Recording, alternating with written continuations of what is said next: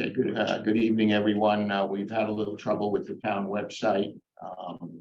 Apparently that's been cleared up. So we're going to get going. We're a little late. So I'd like to welcome everyone to the joint hybrid planning board meeting of June 12th. And then call to order Ms. Creighton, Here. Mr. Licio, Here. Ms. Foley, Here.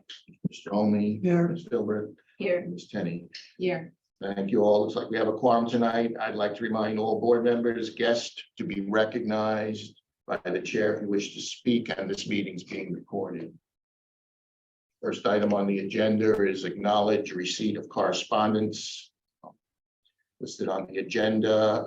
Comments for section 12, Tim Gates, building code from Mark Glovsky, public hearing notice from Gloucester. And then today, a June town meeting letter from Lorraine Iavoni.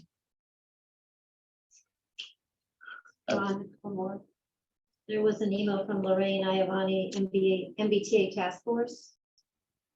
And then there was a letter from the Essex County Club with the annual report, though I could not open that, so we could get that resent. Couldn't open it?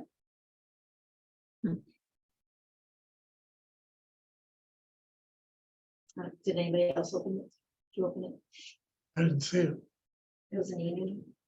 It's out in the SharePoint folder.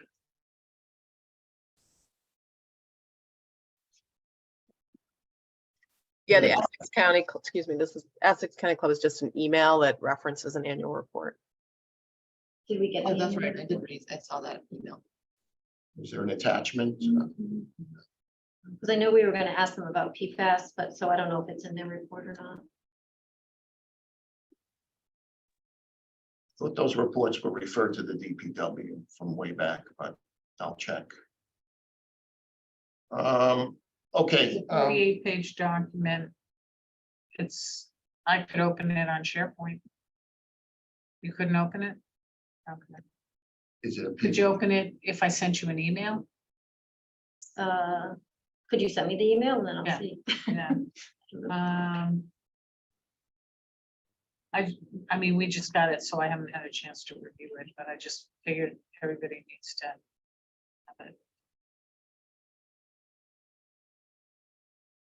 Okay, thanks. At this time, I allow any public comments on items not on the agenda with a 2-minute time limit. Anybody from the public wishes to speak?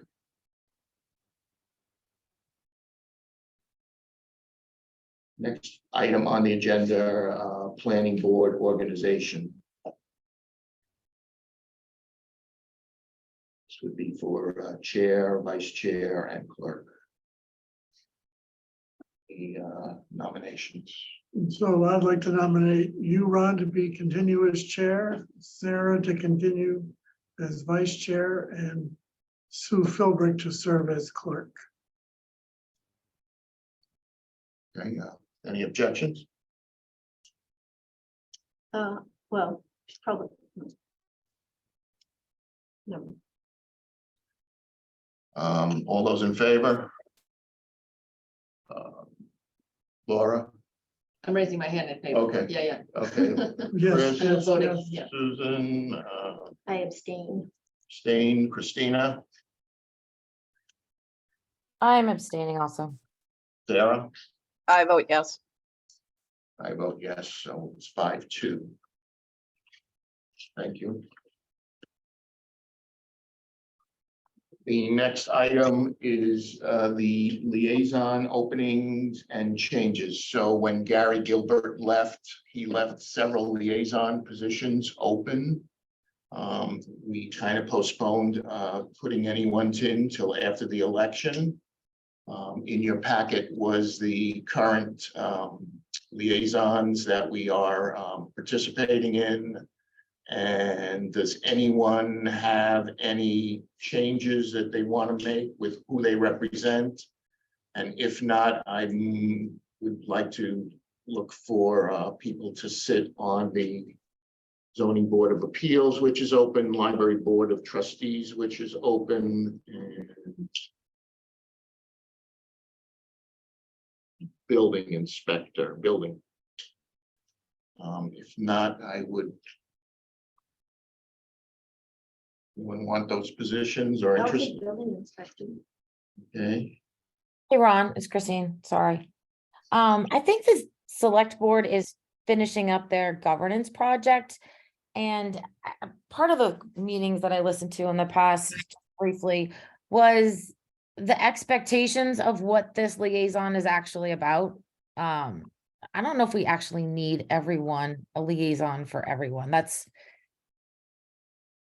I think they were trying to stop the inundation of all these committees, and I think they have a plan to try and circulate information a little bit better. So, I mean, you're more privileged to that. Did you have that chairs meeting yet? not yet. It's slated for later this month. Sarah, you have your hand up? I couldn't hear if somebody said they were, doing the building inspector. I think I was the interim person to coordinate with the building inspector and would be happy to do that. Maybe somebody else said that. I'm not sure. Yeah, I said I would do that, but that's good. What about the ZBA? Susan, you have none. Well, I'm the MBA task force. That's But I'll be happy to do it. Because I think that's an important one to have. They're someone. very much related.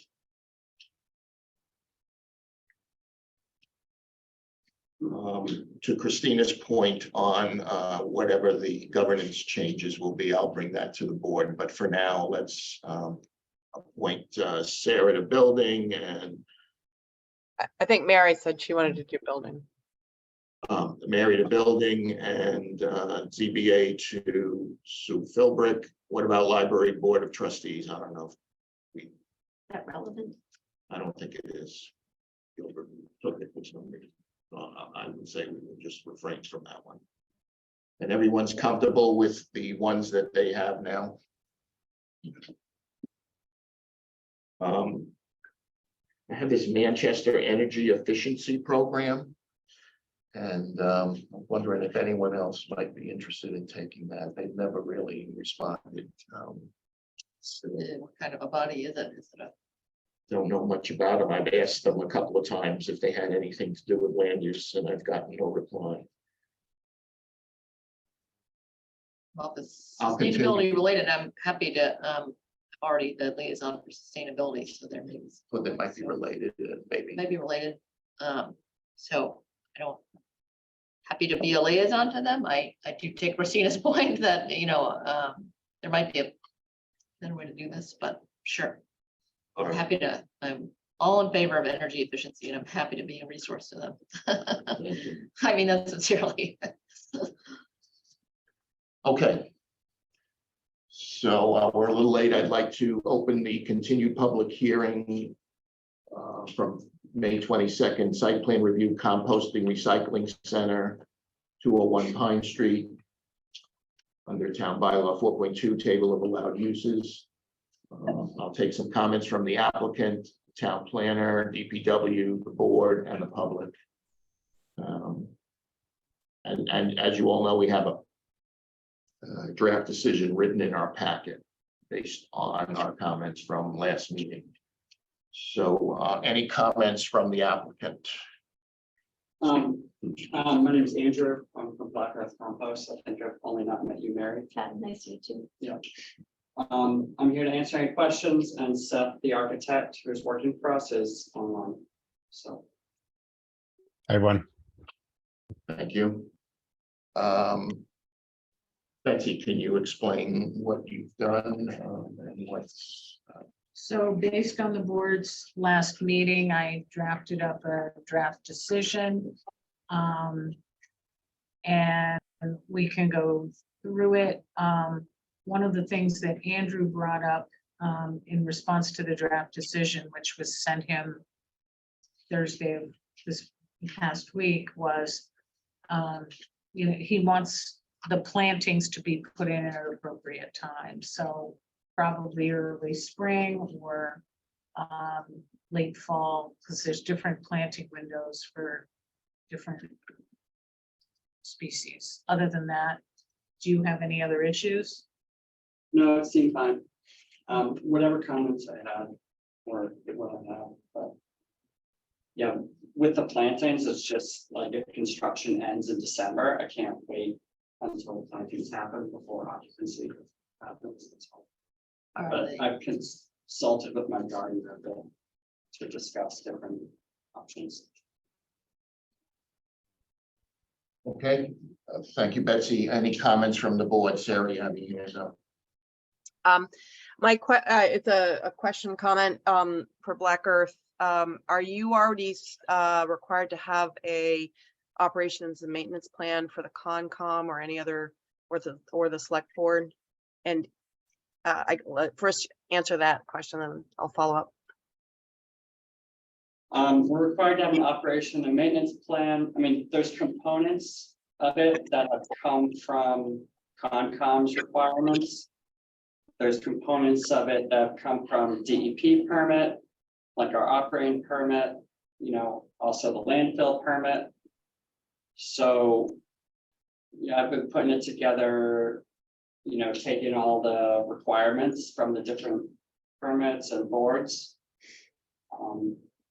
Okay, so then my my comment would be that I think it's that the planner should be annually copied on the operations and maintenance plan. And I guess that's just an additional request. If we already have one, I don't think we need to add a second requirement. I mean, I don't think we're required to provide one to the town.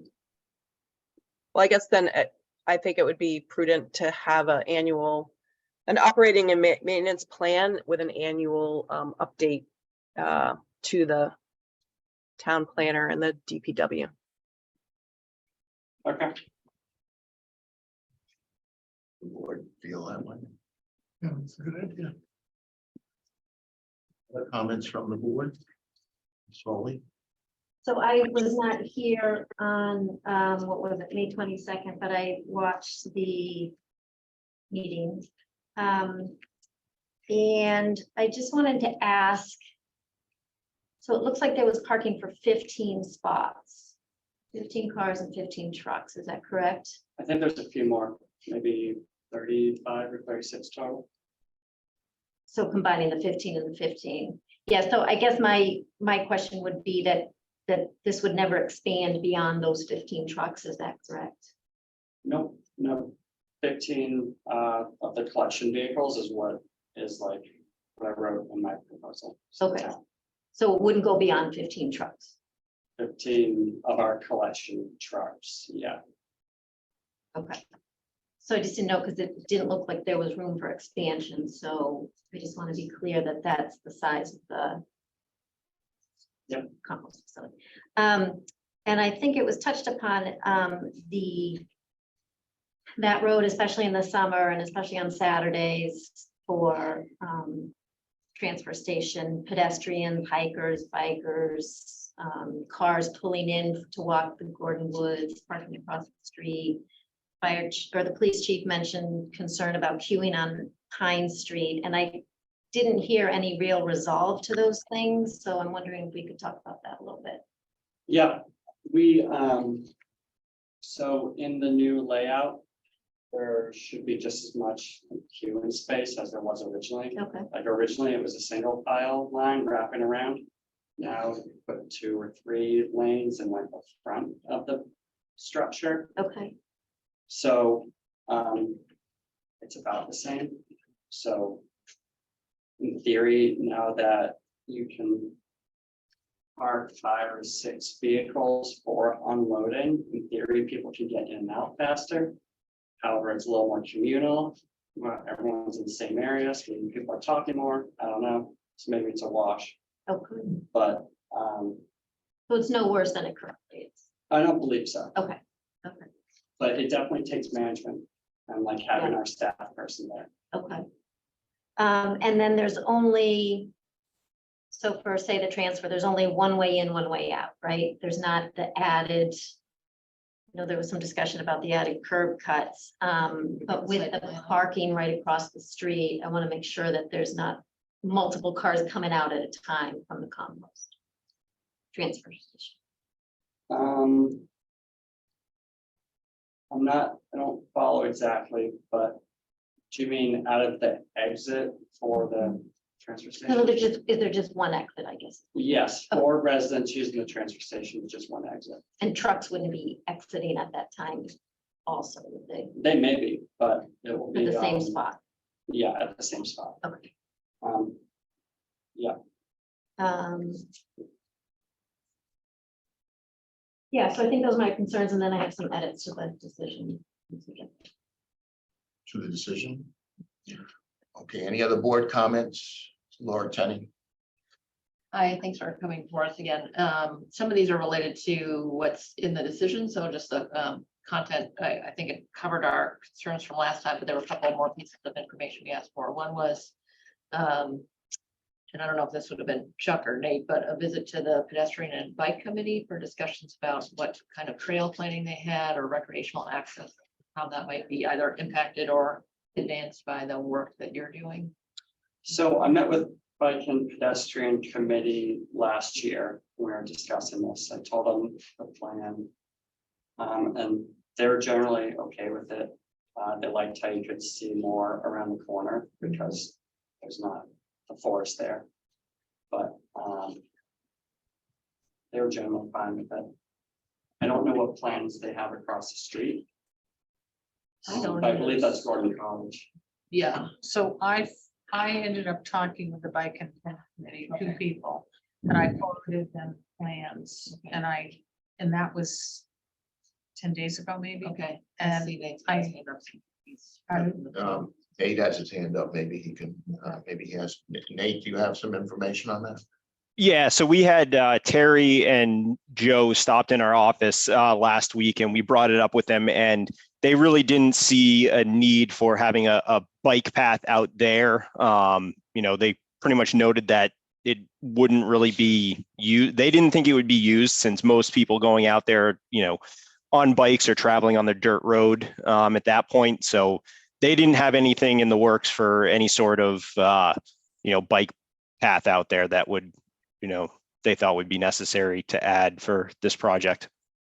Okay, thanks for closing the loop on that, Nate. I was just looking for that feedback. The other question I had, that's a dimensional one. So the draft decision says that the applicant shall install a vegetative buffer consisting of native species of trees and shrubs along the property line on Pine Street. And we did discuss that last time, but we didn't really set a dimensional requirement. So that could mean a lot of different things. What do you think that the site could accommodate, and could we put that into the decision as a minimum? I mean, I could put 5 feet over where the stormwater swale is. And I think that's a good spot for plantings, because it's a pretty dry area. Yeah. So if they can get more water that way, I think that'd be good. Do you think that's the most that there's room for? Because it doesn't provide much of a visual barrier for just 5 feet. I think so, because the area that you're talking about has been encroached on in a number of different ways, and that's where we store brush and leaves. And So that's on the operations. right-hand curb cut, is that right? That we were discussing before. I know that you had some concerns about that left-hand curb Yeah. cut. And Yeah, the right hand, if you're looking at the property from the street. Yeah. Yeah, so that's the one, the right hand. I think it's a fine idea. I just think we can only do. So this is in the swale? Yeah. Okay, and so how long is that distance? 5 feet. Well, there's a length of the swale, right? And then there's a Oh. width of the swale. Do you know how long it is? Yeah, it's about 100 feet. Yeah. From the inside of the gate over at Toward that the- middle curb cut. Going all the way over to the stormwater pond area. Because there's that curb cut there for residents to come in. So maybe Andrew is it Andrew from the architect. Or Seth. Oh, Seth, I beg your pardon.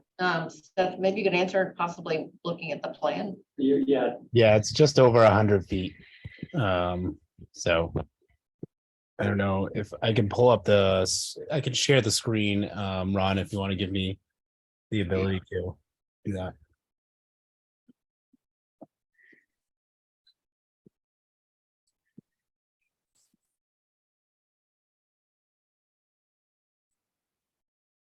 Yeah, so where that line of trees is. So where this line of trees is, this is probably a little bit over 100 feet at the moment. So the So- length makes sense to me. I'm just wondering if you can expand that to say 10 feet or even 8 feet, just because there's 5 feet doesn't provide much of a visual buffer. to the Yeah, street. we can make it as thick as we can, but Yeah, it's like every foot in, like really encroaches on that space. I Which is understand. like- Yeah, Like, we didn't even have trees in the original bid specs. that's why, that's part of why you're here, I think. We're trying to make it a better project. It's a great project. We're just trying to improve it in a way we can. 20 feet depth is a rule of thumb for what a visual barrier is. I know that's not something you can accommodate. Yeah, But 5 feet seems like not enough to really be effective. So maybe Andrew could just dimension something on the plan. Excuse me, I'm sorry, Seth, beg your pardon. Yep. Maybe Seth could dimension something on the plan that is workable, allows your function to happen, creates the biggest depth, of whatever that can be. We don't need to know it now, perhaps, and that could just be written into the decision as a minimum.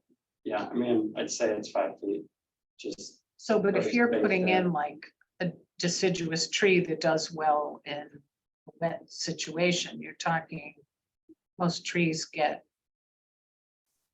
Talking 15 about the feet. ground plane, Oh, okay, so the vegetated ground plane that's not paved, okay. or a place where cars can travel So- on, is 5 feet is almost like a sidewalk tree. it's like a sidewalk Yeah. median, yeah, yeah, but not, it doesn't really provide a, Right. we're planning to put shrubs in, like in between the trees. Like Yeah. native shrubs from the area. so, yeah, so I appreciated all that, maybe Seth could just dimension the plan and, put it on paper in terms of what's common, I think it's something that can be measured. And then, just document that in the decision. Could we, go ahead. I was just gonna ask, isn't that right where that stormwater dump is, like where that big box and all the water is? So that's farther down, that's actually right there. Yeah, it's right over here in this corner. So will you be able to cover that at all from the road? I mean, along there, yeah, you could do more trees there. Rule of sight distance to get them. What does your COMSCOM decision say? That this is just vegetated with grass. What exactly is that box? That's, it's a sediment catch, so before water discharges out to the wetland, they want to catch the sediment first. And is all the stormwater going down to there? That's how it's Yeah. designed. It's over engineered, if that's what you're worried about. Worried, because if it's coming from the landfill down, right? Well, so the landfill sheds in all directions too. Okay. So it's more like from the road transfer station downwards. Like this. Yeah, so it all sheds down this way.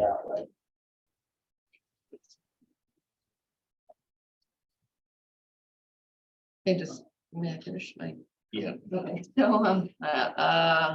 so, yeah, so that was the request on the dimension of the swale, so, and then the last question was regarding Sarah's comment about an O&M manual. Are there any regulatory thresholds that you need to report on yearly to DEP or?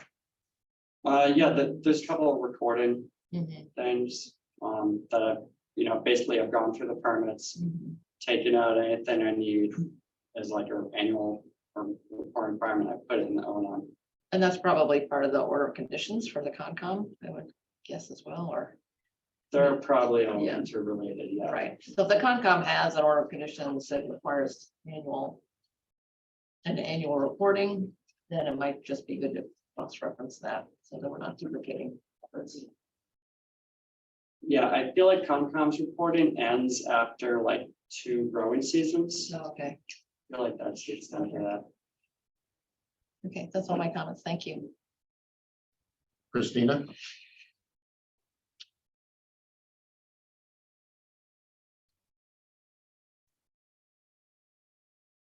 Christina, you have your hand up. Sorry, I haven't used this in a bit, trying to unmute. Okay, thanks.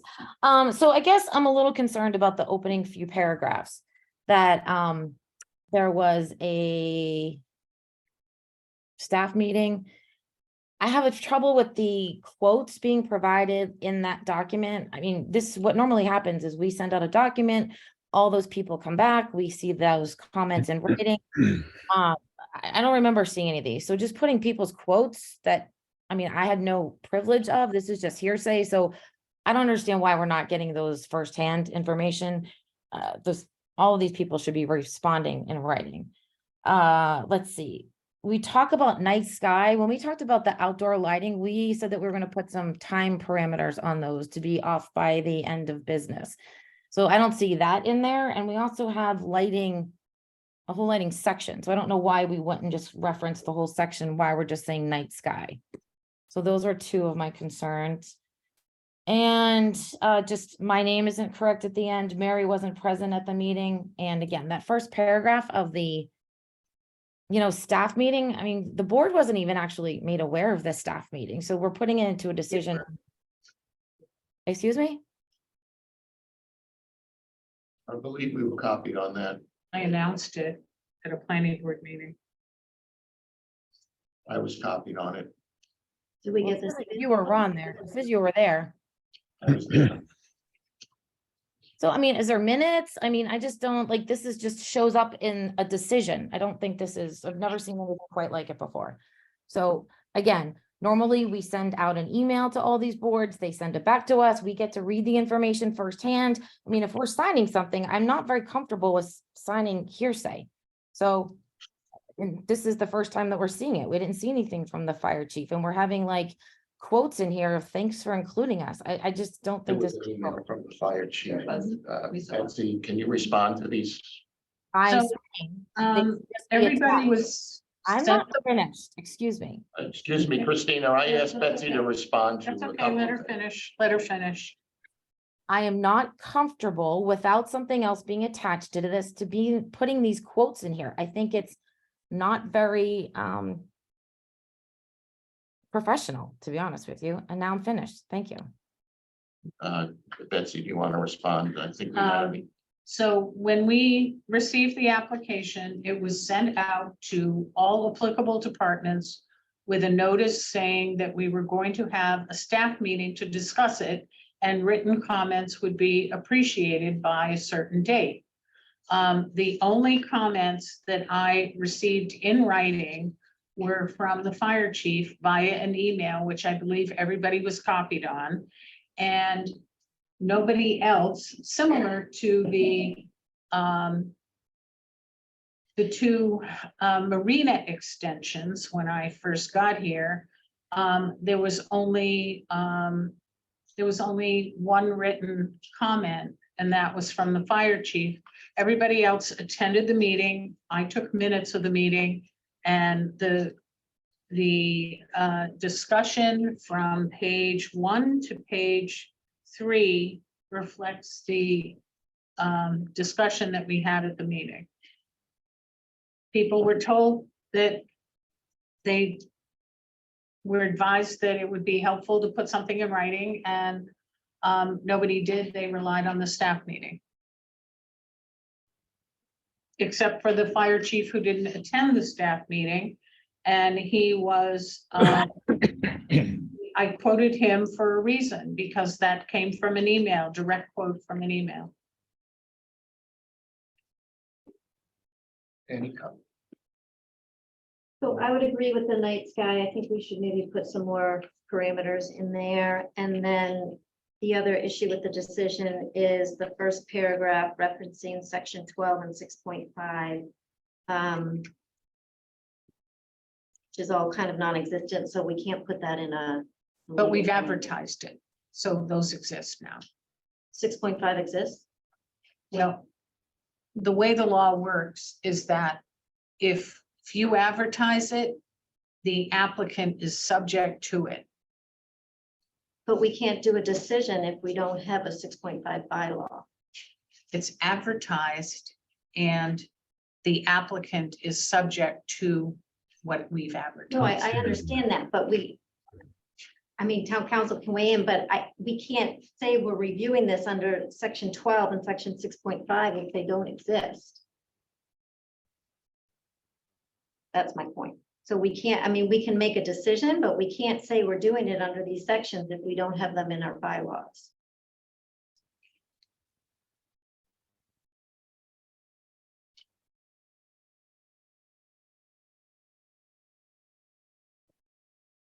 So we won't have a decision until they're in our bylaws, is that? Well, the that- building is that what inspector you said? did say it came under 4.2, so we can drop 12 and 6.5, but I do still think they apply because we've advertised it. I have a suggestion. Chris? Why don't we just add the word as advertised? After section 6.5 and 12.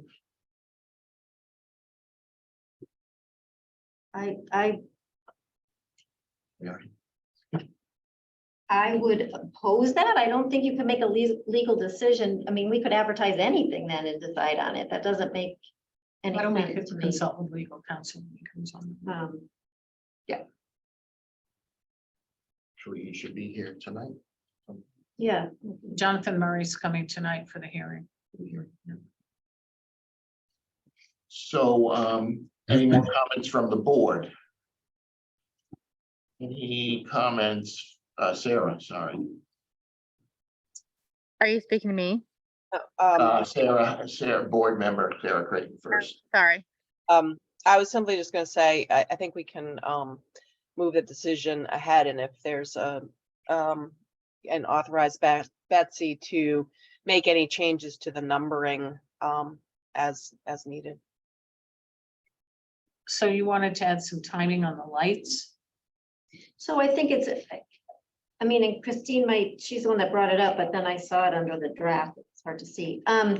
The night sky, it just says limited lighting is proposed on site and is to be dark sky compliant with down lighting. To me, that doesn't seem to hold a lot of weight, but others might have different. I mean, section 6.3.4 is completely outdoor lighting. I don't know why we wouldn't just reference that. And we had talked at the last meeting that they were going to have the lights turned off when they were finished with the business, which I think they said 8 o'clock at night. So those hours of operation of outdoor lighting are not referenced here. Was there a security issue or not? I mean, it'd be a good idea to have some, like a couple lights on, one in the transfer station area. In front of the building. I mean, It's not really a, I'm well for seeing the stars. So. I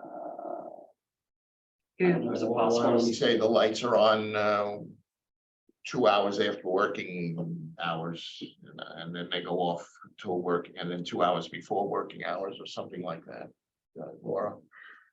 We did discuss timing last time, and I think it makes sense to put that in. We have other timing regulations, like for ball fields, it's 11 p.m. I think.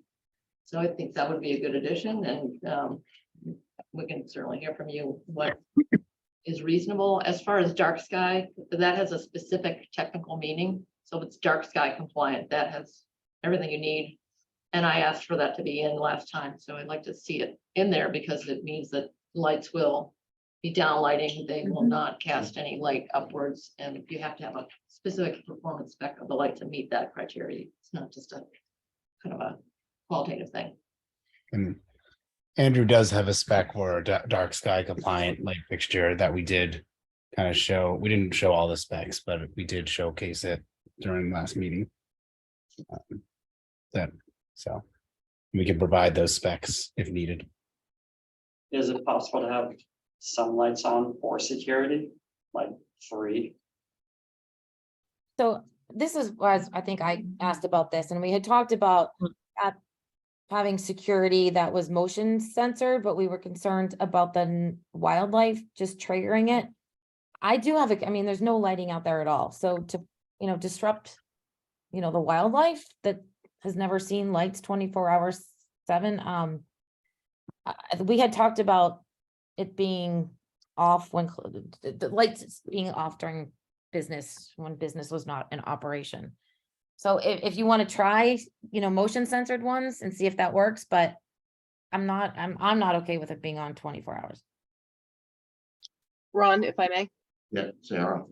I think Christina makes a good point. Our new section 6.3.4 has outdoor lighting standards that I would suggest we just reference in the decision. They are shielding, light trespass, light color, flickering, searchlights prohibited, indoor lighting shall not project outside, outdoor signs, lighting shall requirements, hours of operations, except as deemed appropriate for site safety or security, all external lighting shall be extinguished 1/2 hour after the facility is closed for the business day. Such lighting may be limited to resume 1/2 hour prior to the arrival of first employee.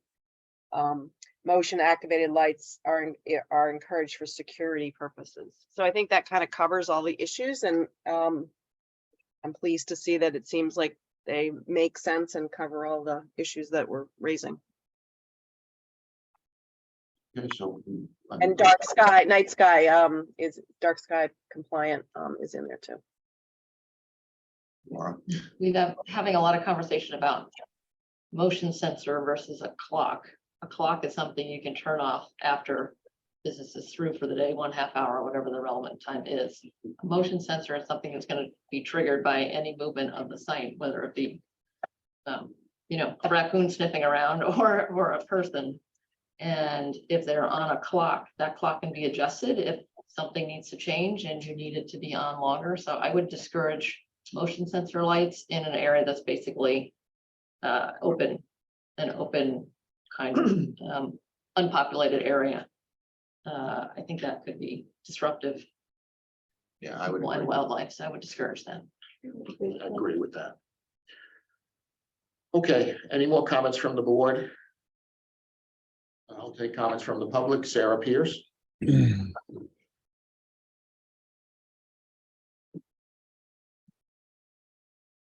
Hi, sorry about that. I could not unmute myself. Sarah Pierce, 9 Friend Street. I wondered if you could just explain to the public what advertising means instead of being a rule or regulation. Well, I guess we're gonna get town council to opine on that. I don't think so. He's not here. He won't be here for another 1/2 hour. So when a project comes through and needs a public hearing, it's advertised in the Cricket twice in consecutive editions, and then it's also posted in several locations. Okay, so you mean advertised. All right, I'm sorry. I misunderstood that. I didn't know what that meant. So thank you for clarifying. Okay, any more comments from the public? So, to move the decision along, we have a draft decision. We've had some additional comments to put in under conditions. My suggestion is that Betsy goes ahead and adds the conditions, citing the lighting, the dimensions of the buffer. Yeah. Mary, you had some concerns on some spelling, and there was. No, I have concerns about referencing section 12 and 6.5, and Right. then I I will was talk not in Legal attendance. counsel about that. I was not in attendance on May 22nd, where it lists that I was. Yeah, so if you can correct some of those administrative Okay. things. My suggestion would be to vote the decision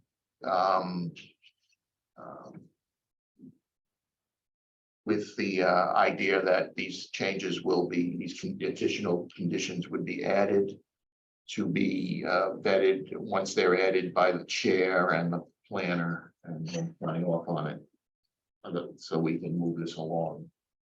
Otherwise, if the board wants to see the final decision, we can continue the hearing, but I would like to move this along if we could, and I think we're close. So, Do we have to take a motion to close the public hearing and Yes. so okay, so at this point, I'll take a motion to close the public hearing. moved. Moved and seconded. Any discussion? All those in favor? Aye. Okay, Sarah, Christina, I'm actually gonna vote no. I'm a little concerned that changes are not being made on a consistent basis here. So to me, this lighting is pretty important, so I need to see this final draft.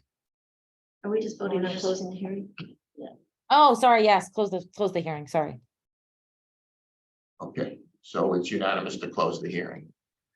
Now, regarding the decision, what's the pleasure of the board? Sarah, you want to? Yeah, I'll move to approve the site plan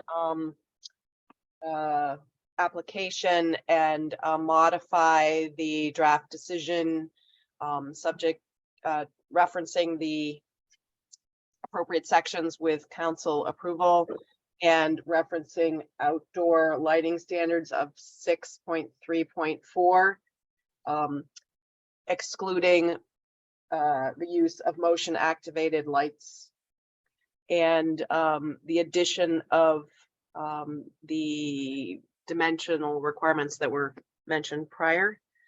And I think those were the changes, but I am open to any other changes that should be enumerated. If anybody has any before a second? Take my name off this one too. Oh, Yeah, yeah, that's typo, what yeah, administrative changes. And remove references to those two items that Mary, was it Yeah. 6 point? And 12 and 6.5. no, we're gonna check with legal counsel on that. Check with legal on Um, that. So did you want the O and M? Oh, yes, and the addition of the O and M. Yep, So so- an annual update, Thank you. okay. Okay, so the motion is to refer to the lighting to our 6.3.4 and exclude the motion detector. Annual O and M manual, additional dimensions on the buffer zone, and to check with town council on references to 12.0 and 6.5. Right, Is that seconded? Second. Any discussion? I, Mary? thank you. I am not comfortable voting on something I have not seen, so I will vote no. It doesn't matter, it'll go 5-2, but I'm voting no. Laura? I'm pleased to see the changes that we made tonight. I think we've got the required information. And I think we know what the changes are that are gonna be stated. So I am concerned that we are slowing down worthy projects. You know, there are shovels in the ground here. They've made sort of a detour, which was the appropriate detour to come before the planning board. But I don't want to see us hold this up for another 2 weeks based on checking the town planner's work, which we clearly stated how we wanted the decision to go. So this is not just about this one, but I think as a practice, we need to have faith in the process that we request the changes are made. We're down to the details at this point. There are no deal breakers here that we haven't discussed that are going to be in here. So I would strongly encourage the board to approve this tonight. I think this is a really important project to Manchester. And there's a limited window in which you can build these kinds of things, so that I would encourage us to consider passing it tonight, or voting to pass it. Susan? I just want to echo what Laura said and add that, and we are talking about a waste disposal and compost facility, the transfer station out in the LCD. We have not heard anything from any abutters there. It's not in the middle of a neighborhood. And I agree with Laura's concern about sort of slowing things down. This is not a project we should be slowing down. They provided quite a bit of information. There's a huge benefit to the town on the project. I think we've tweaked the small things that needed to be tweaked. I think they've done a lot that's right in designing this project, and I support it, and I hope that we move forward tonight. Okay, any further comments from the board on the motion? I would like to make a comment, and my comment is this, that, I mean, details are important. This is a decision that will be filed with the court. I brought up the hours of operation at the meeting 2 weeks ago. It was not included this, so I do not feel that our comments are making its way into a document. So again, I will not vote on a document without seeing it in writing. And my signature will mean something, and I want it to be, as it should be. It should be a perfect document. To me, good enough is not our expectation. It should be what we stated. And this document does not reflect what I requested 2 weeks ago. So therefore, my vote is no. Not that it's not a good project. This document, it doesn't reflect the information that was expressed 2 weeks ago. Any other board comments? I'll take a roll call vote. Ms. Philbrick, Yes. Ms. Foley, I vote no. It's not about slowing down a project. It's about doing our job correctly. So I vote no. Mr. Olney, Yes, Ms. Tenney, Yes. Ms. Creighton, Yes, Ms. Delicio, No, and the chair votes yes. So 5-2. Motion passes. Thank you. So Andrew, this will get corrected, reviewed by the chair, recorded with the town clerk, and there's a 20-day appeal. Okay. Cool, thank you. I'll stick around. Thank you. thank you, Andrew. Thank you, everyone. So Ron, are you the only one that signs the document? Apparently, that's still in effect that I have signing power on signatures. Yes. It hasn't changed. I just would like to clarify, since we voted no, could someone clarify? I mean, hopefully my name is spelt wrong on the signature page. But I have no intention on signing that document. Well, I think all of our names would be taken off and it would just be the chairs. The back page. Correct? And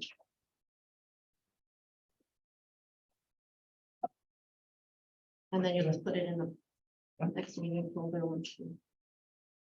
Okay, the next item, I'd like to open the continued public hearing. Continue from 4:10, adoption of rules and regulations, Mass General Law 40A, Section 9, Mass General Law 41, Sections 81A and 81B. The town planner has placed the revised document on SharePoint. We are behind in adopting these rules and regulations. I'm going to ask from the town planner on what has been done to date. And I will ask where the subcommittee stands, and aside from emotional reasons why the town's planners was not considered and not included in their meetings. So first, I'll ask from Betsy on what's in our packet today. So what's in your packet? There were some slight modifications to the based on discussions with DPW on the curb cut document. And Chris only had sent me what he and I'm assuming the subcommittee had worked on for curb cut. I reviewed it with DPW and with Gail Hunter. We decided to make a couple of changes. We drafted an application for the DPW and then a special permit application for the planning board. And then this afternoon, I got comments from Sarah Creighton on a couple of things. So that's why you have a paper copy in front of you. Which is, I'm trying to think if I sent that out.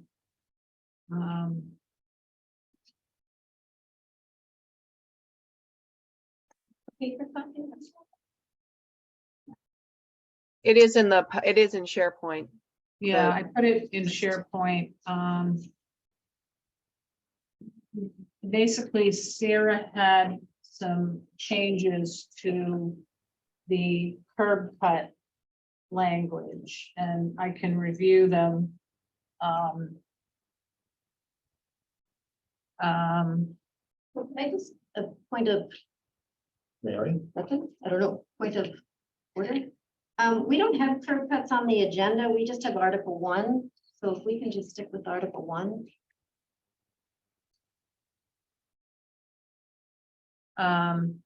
It should be everything, the rules and regulations. So we Well, just it's part have, of the public hearing, on rules and regulations. I think it's all encompassing. so I did, Article 1 is something we wanted to at least vote on that, move that forward. And maybe some of these other articles, move them forward. Let's go back and review. When the committee, the subcommittee didn't meet till recently. They stopped meeting because of the recodification. That ended in November. The committee started to meet. I think the board voted to, the town planner went ahead on her own and provided us with rules and regulations. The subcommittee was supposed to get together with the planner. The board made comments on those, diligent comments. And then the subcommittee was charged with getting together with the town planner and banging out any changes. And this is the way I see it went, and that didn't happen. Town planner was not included in any amendment meetings. And the answer I got from the subcommittee is that anyone can attend these meetings. So it just doesn't seem like the town's best interest is at heart here, without using the professional town planner to help us with this. So I'm getting a little frustrated with this thing that's gone on and on and on, and we're trying to get this thing done, and what's going on. We're not informed about what you're doing. There's no minutes about what the subcommittee's doing. There's no communication with the chair as to where you stand.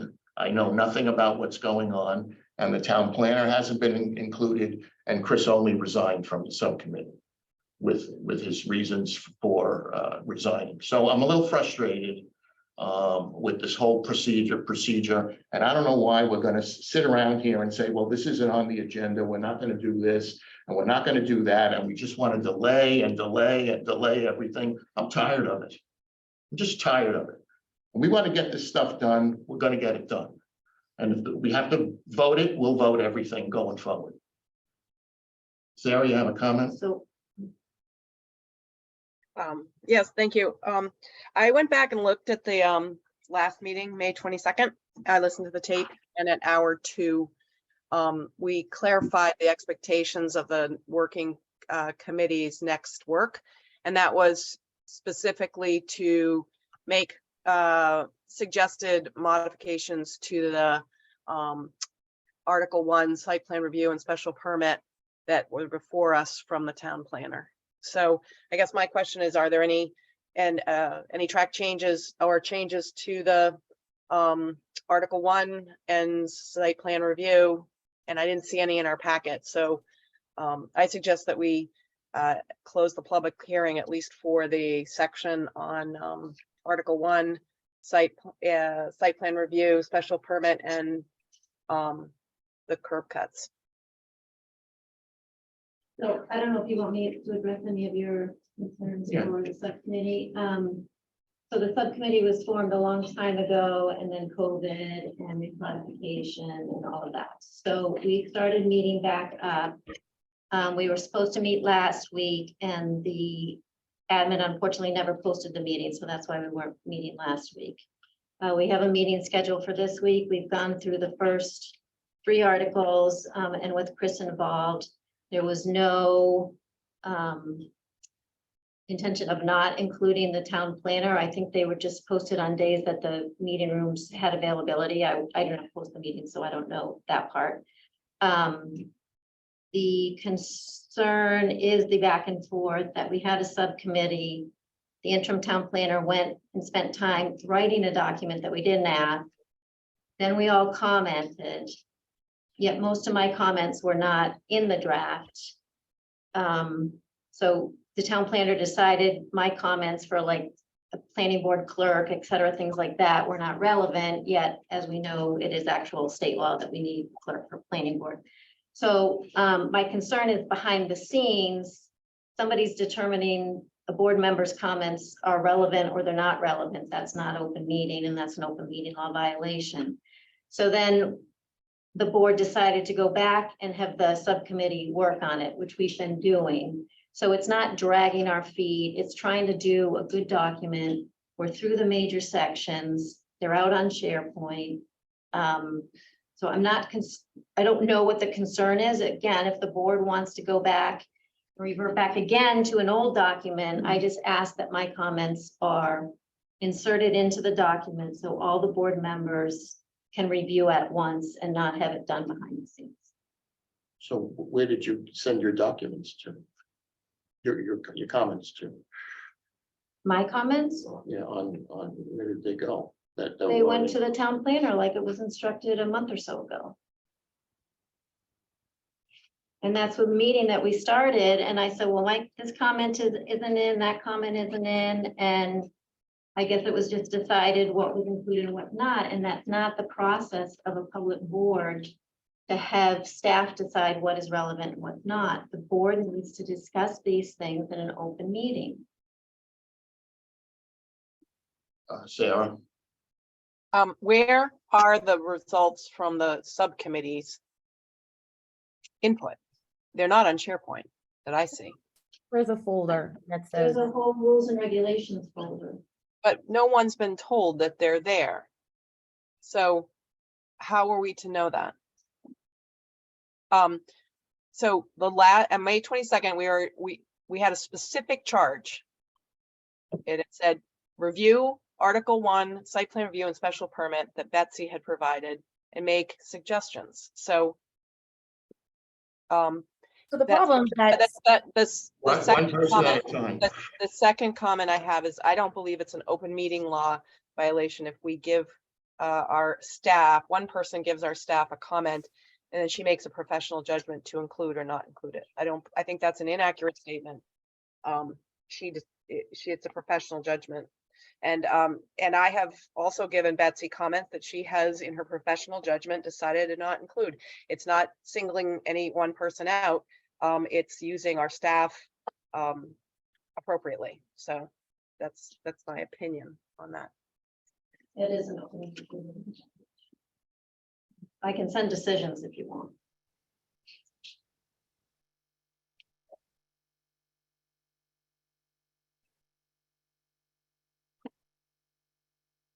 Hold Ron, on. if I may, Where's where that? are the documents that were supposedly, how are we supposed to know that they're there? And Sarah, I think Mary just clarified that. The meeting wasn't posted, that we were going to finalize them. We did finalize them in the meeting. We couldn't put them up there because we actually didn't meet last week because the staff didn't meet. The staff didn't post it. So, and the agenda for Thursday's meeting is incorrect. So when I was doing things on my own, they were getting done properly. When I turned over and relied on staff, they didn't get posted, and my very first agenda is not posted. So it's really difficult to trust staff when you turn it over and things don't get done and things are done inaccurately. So the document that the town planner provided for us has a lot of inaccuracies in there. I told that at the last meeting. The document, there's a folder and it's called Rules and Regulations. And I didn't put it out there because we didn't meet last week. It's there. Okay, I'd like to hear from Chris first. He was on the committee. So I have a couple of things to say about this. The first one is that any regulation is better than no regulation, and right now we have none. Anything we do is going to be better than what we have now. The second thing is, having worked on both sets of regulations, they're not that very far apart. One of the problems I think is when you try to change a paragraph, you delete the entire paragraph and insert a new paragraph. And it looks like they're completely different, but it's actually all the same boilerplate underneath it. There's no difference in intention. It's just the use of specific words. And I think we can get embroiled in language when what we really should be reviewing is what the intent of these is and what are we trying to say to the people, not whether it's one word versus another word. The words are all pretty much the same in both versions of this.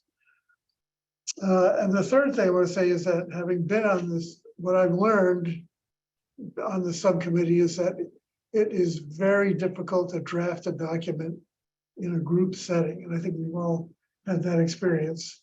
It just takes a lot of time, and when you have trouble posting meetings and all that on top of it, it just gets to be too unwieldy. So I think we'd be better off taking a draft, having people submit comments.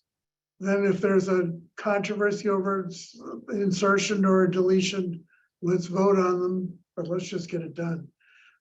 In fact, one of the things about these regulations is they're, unlike the zoning amendments that we're doing, it doesn't require town meeting to approve them. We can just approve them ourselves. So I think what we should do is approve these, try them out, and then in a couple of months or 6 months or something, we can review them and see how they did and make adjustments accordingly. Have another public hearing if we have to. So I think we're getting a little bit caught up in the, you know, in the importance of this. They are important, don't get me wrong, but I think we can do this without all these things, frankly. Laura. I'll go ahead. I think Betsy was. Respond. So this has dragged out for a while, and what I would suggest is I wrote a fairly detailed comment in my staff meeting, a staff memo, if anybody read it. And we've had 5 public hearings on this and 2 meetings prior before we advertised the public hearing. So my concern is there is a whole lot of information in Appendix F of the subdivision rules and regulations. That's not where it belongs. And also when we advertised it for general rules and regs, conduct of meetings, site plan, special permit, driveways,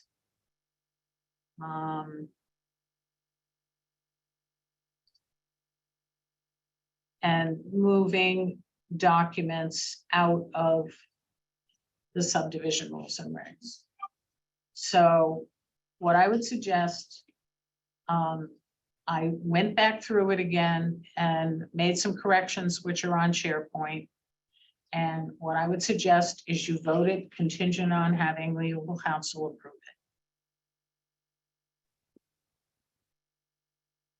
it. I would just request that, that we're able to review a document that at least, the board's comments are inserted for the board to review. I mean, the board can't review if they're not in there. Or I'm happy to send everything like. The only comment that I think I did not include of yours was the comment to remove the section, I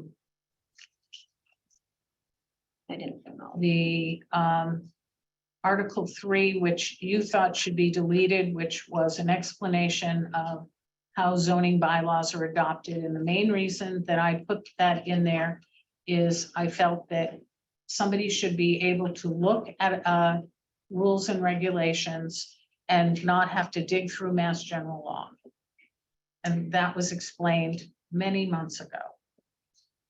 So, well, just to be clear, and again, we don't need to rehash this because again, it will get voted through 5-2, but that is not the only one. I'm just asking for my voice to be heard as much as any other board member, and that other board members are able to see what I inserted and either approve it or not approve it.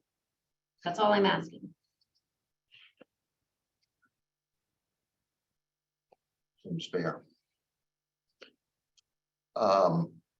Laura. I'm looking at the document that was in SharePoint last night, which I have looked through, which has comments tracked on it, which also has some kind of editorial notes about somebody wanted this to be deleted. Here's why I think it should stay, and other things that are kind of notes that should probably be deleted once we resolve that, right? They're not part of a regulation. I would request that we get past the he said, she said, and who didn't do what. I think that we should all work in good faith, that we're all professionals and we're trying to do the right thing. We have one document in front of us. that's the document that I'd like to suggest we all look at, one document that is not, multiple versions of things or in different places. Because I believe the town's interests are better protected by having regulations. These are rules and regulations that are very much process driven. I don't think there's a lot in here that should be contentious. I think that we should go through the substantive things and talk them through and vote on this and not bounce it again to the next hearing, because I feel like we're not a productive use of our time. It's not in the interest of our town to start each time trying to make a regulation to edit the regulation in a committee setting. One person has to draft it, taking the comments. And then we have to talk it through and we have to vote on it, because I'm concerned that we're mired in kind of dysfunction here and we're not advancing the business of the town. And I don't think it's in the interest of the town to keep bumping this off. I believe that we need these regulations. We have some important projects coming that depend on these regulations. And we're really just trying to get clarity about where things belong and what the processes are. And I think that we can do that if we all agree to look at one document and move on with it. Sarah Craig. Just to follow up on Laura's comment. I mean, I actually think that I know it may not feel this way to particularly Christina and Mary, and I apologize but we have been like 3 months trying to get the specific comments from the subcommittee incorporated here, and they're not in our meeting packet. They may be in another place that we are supposed to go look, but there's been no correspondence to do that. So let's take any let's pass these, and as Chris said, we can come back to them and make them better. But we've got big projects coming up. We're spending time doing things that don't make sense.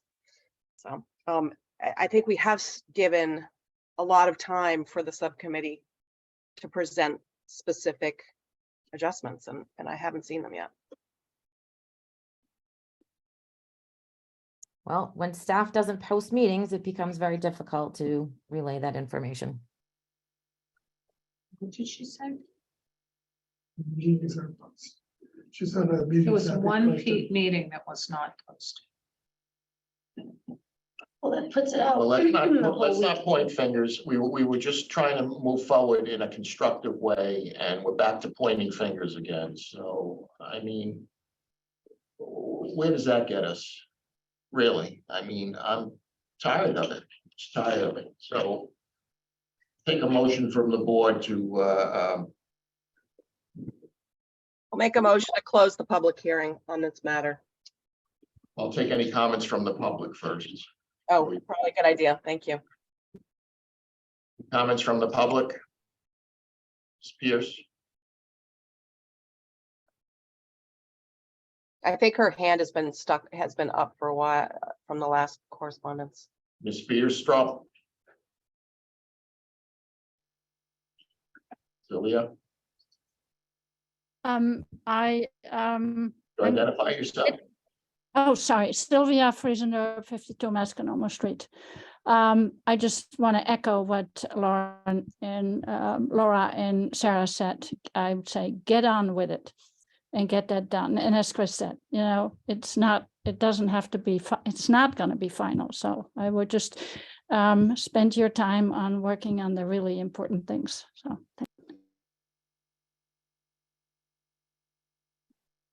Thank you. Any other comments from the public?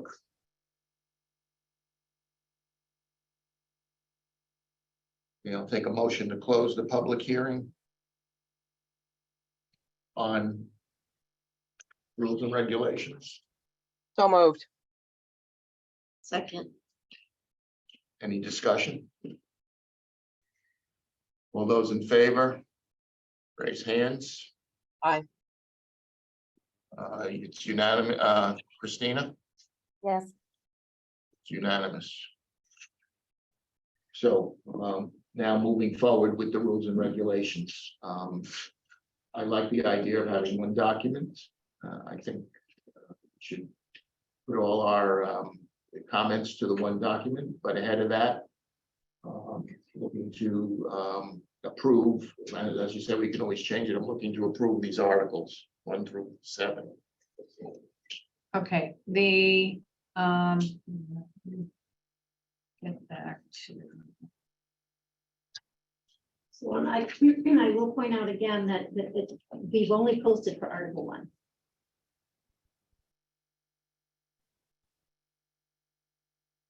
Without the aid of town council, I will say that the agenda says the rules and regulations. Adoption of rules and regulations.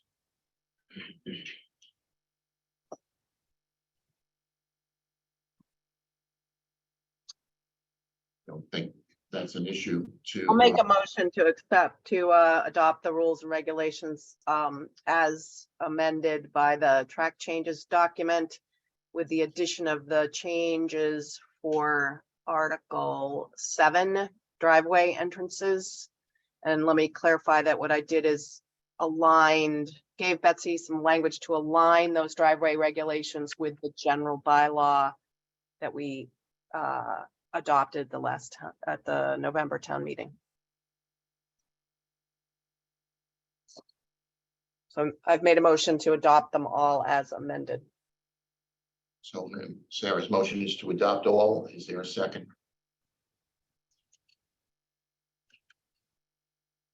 That's you can't second. oh, no, Seconded. Any discussion? Mary? So, and again, maybe others knew this, but how are we to know as a board to review sections 1 through 7 if only Article 1 is listed? I believe they were all in our packets. Correct me if I'm wrong. I thought they were all given to us in our Yeah, packet. they were posted on Friday in our packet, but it's been posted in our packet for a long time, so I'm just. So you'd looking like for to clarity. delay this for another No, couple well, of weeks and continue? It's not about delay. I'm just trying to do the correct process as we're going through the process.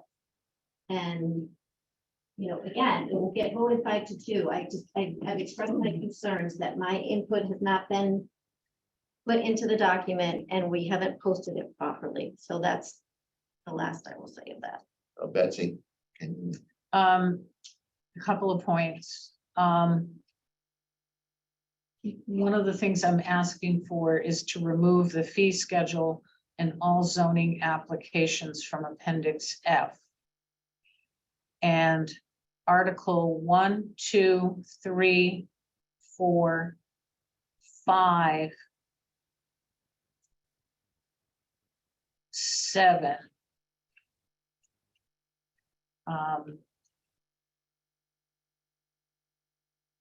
Are new. Article 6, which is groundwater recharge, I have not changed because we didn't advertise it at the time. And the subdivision rules and regulations, which is Article 8, is not changing until we rework those. And Article 9, which is appendices. So the fee schedule gets brought out of the subdivision rules and regulations. I'm recommending that the fees for site plan change from 150 to 300. Recommending special permit move from 175 to 400. And then basically approve the applications and checklists as noted in my memo. And then also Article 10 includes references, which was requested by Sue Philbrick. So thank you for the clarification, but we've had a motion on the table. So I would ask Sarah, would you withdraw your motion subject to these new clarifications from the town planner? Yes. All right, so should we vote these one by one, these articles? Betsy? I have one more comment. Ms. Foley indicated that there was something not right about these regulations, and I would suggest that perhaps legal counsel. Because I I don't agree with her, but legal counsel could review it and see if there's anything not appropriate. What did I say? You made a comment to the effect that these were not right. No, I don't believe I said that. I said the comments that I submitted were not inserted. And that's not right.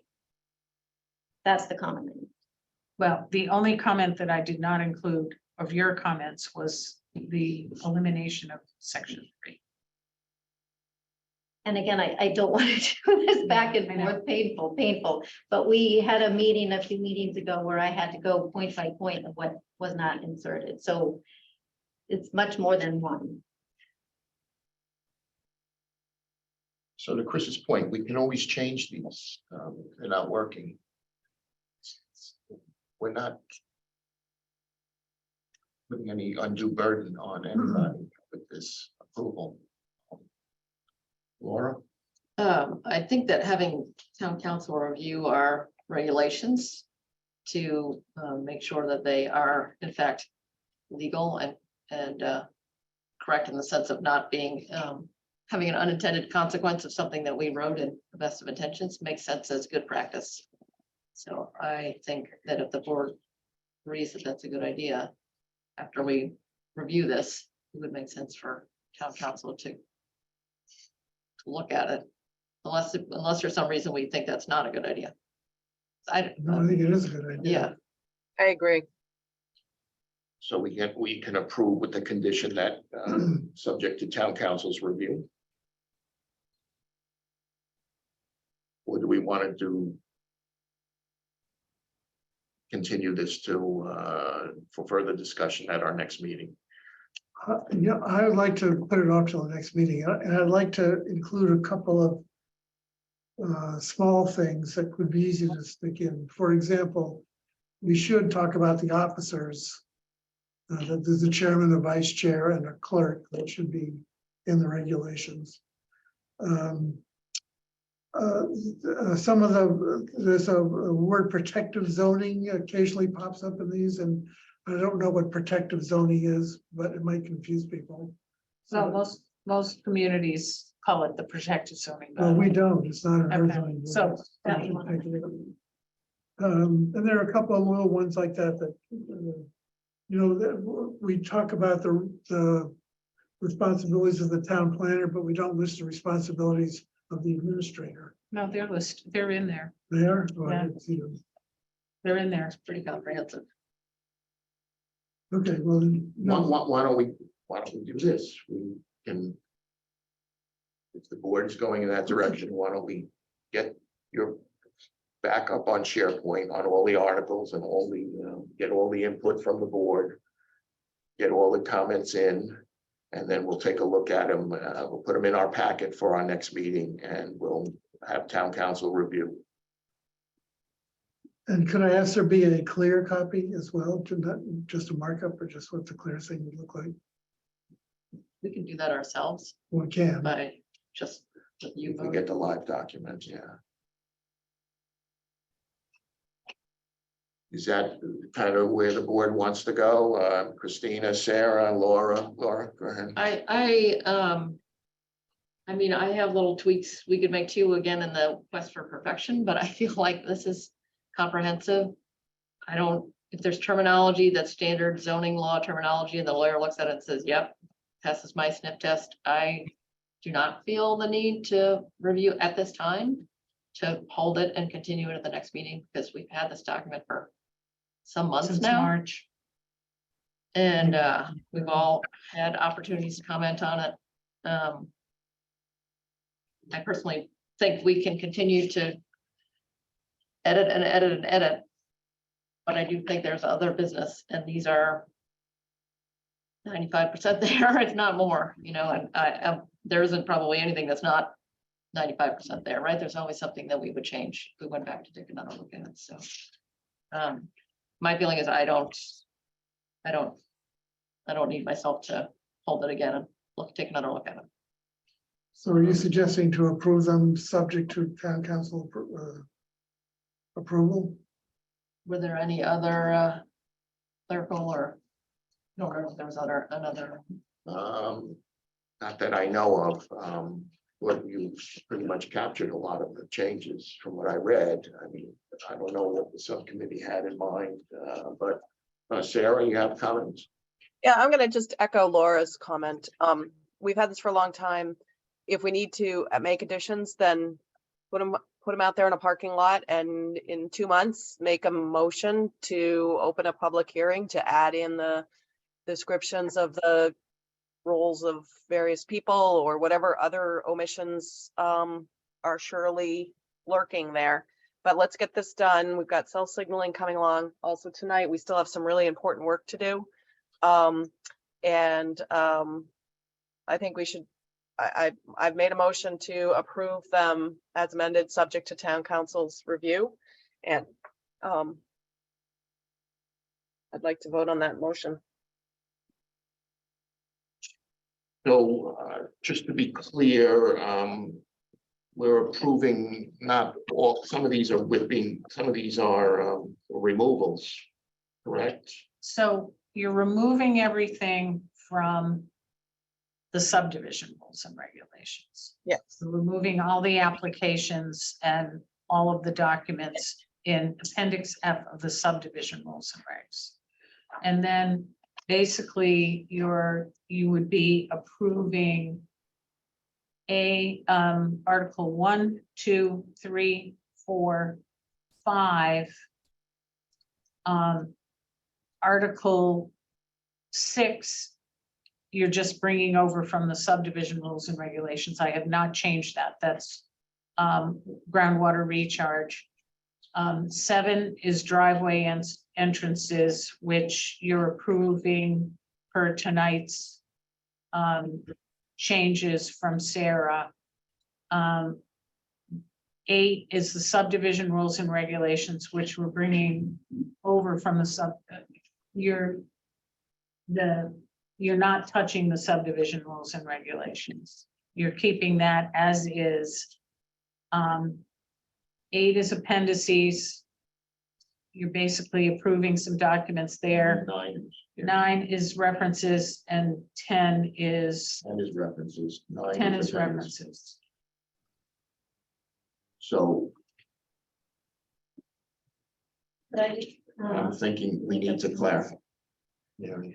So Mass GO 41, Section 81Q, if we want to change our rules and regulations, our subdivision rules and regulations, we have to post for 2 time periods in the newspaper, just like a public hearing. So we would have to post that we're changing our subdivision rules and regulations, You're not changing them though. or we're taking something out.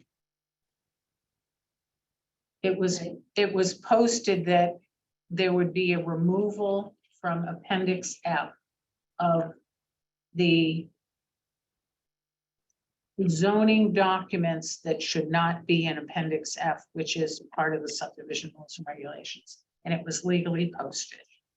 Okay, so I just want to make sure that we discuss that we're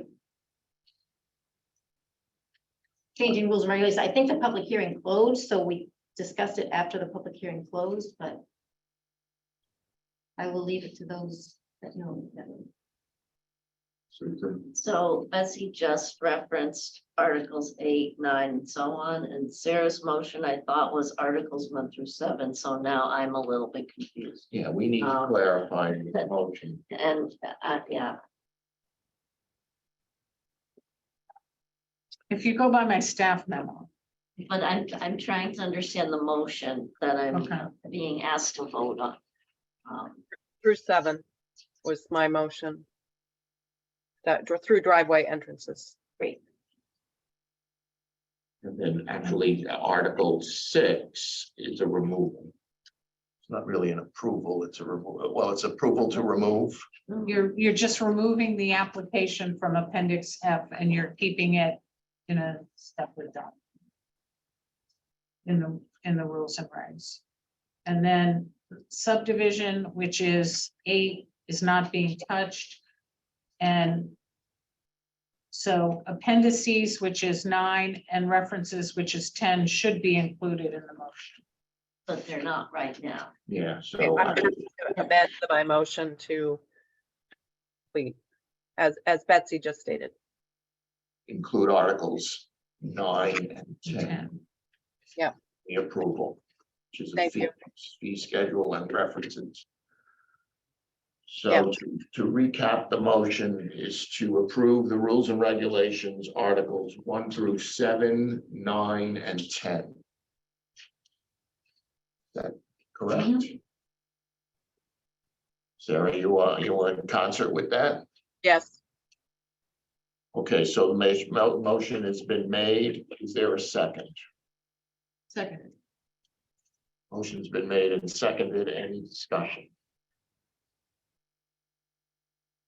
Take a roll call vote. Ms. Tenney, Yes. Mr. Olney, Yes, Ms. Foley, Absolutely no. Ms. Philbrook, Yes, Ms. Creighton, yes. Ms. Delicio, Oh, again, 5-2. Surprise, surprise. and the chair votes yes. The motion passes 5-2. Okay, So I'll submit those to legal counsel tonight. thank you.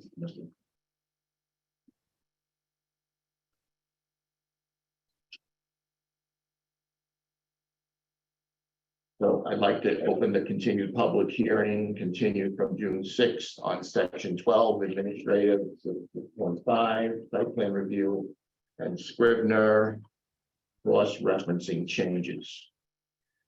We need to vote the language tonight for the town warrant, which is going in tomorrow. Tonight's discussion will be on the proposed warrant articles. So I will start by taking comments from our town planner on what's transpired since our last meeting on Tuesday. So We also should have legal counsel here. Jonathan Murray, welcome. Evening. So there were 3 articles proposed. The first one, because town meeting didn't get to section 12 at the fall 2022 town meeting, site plan review was inadvertently omitted. Ron, And I'm really sorry to interrupt. I'm just looking for the language. it should be in SharePoint. Where in SharePoint? Are you talking about the draft? Now, there was some email that had some language. No, The draft, it's the first in SharePoint. It's 2003-2-28 administrative section 12 per vote. I believe that's the, Did we get an updated town council errors? yes, It was sent to you at 5:12 today because I got it at 5:09. it's, So we're gonna go through that. So check your email, Christina, because it should be in.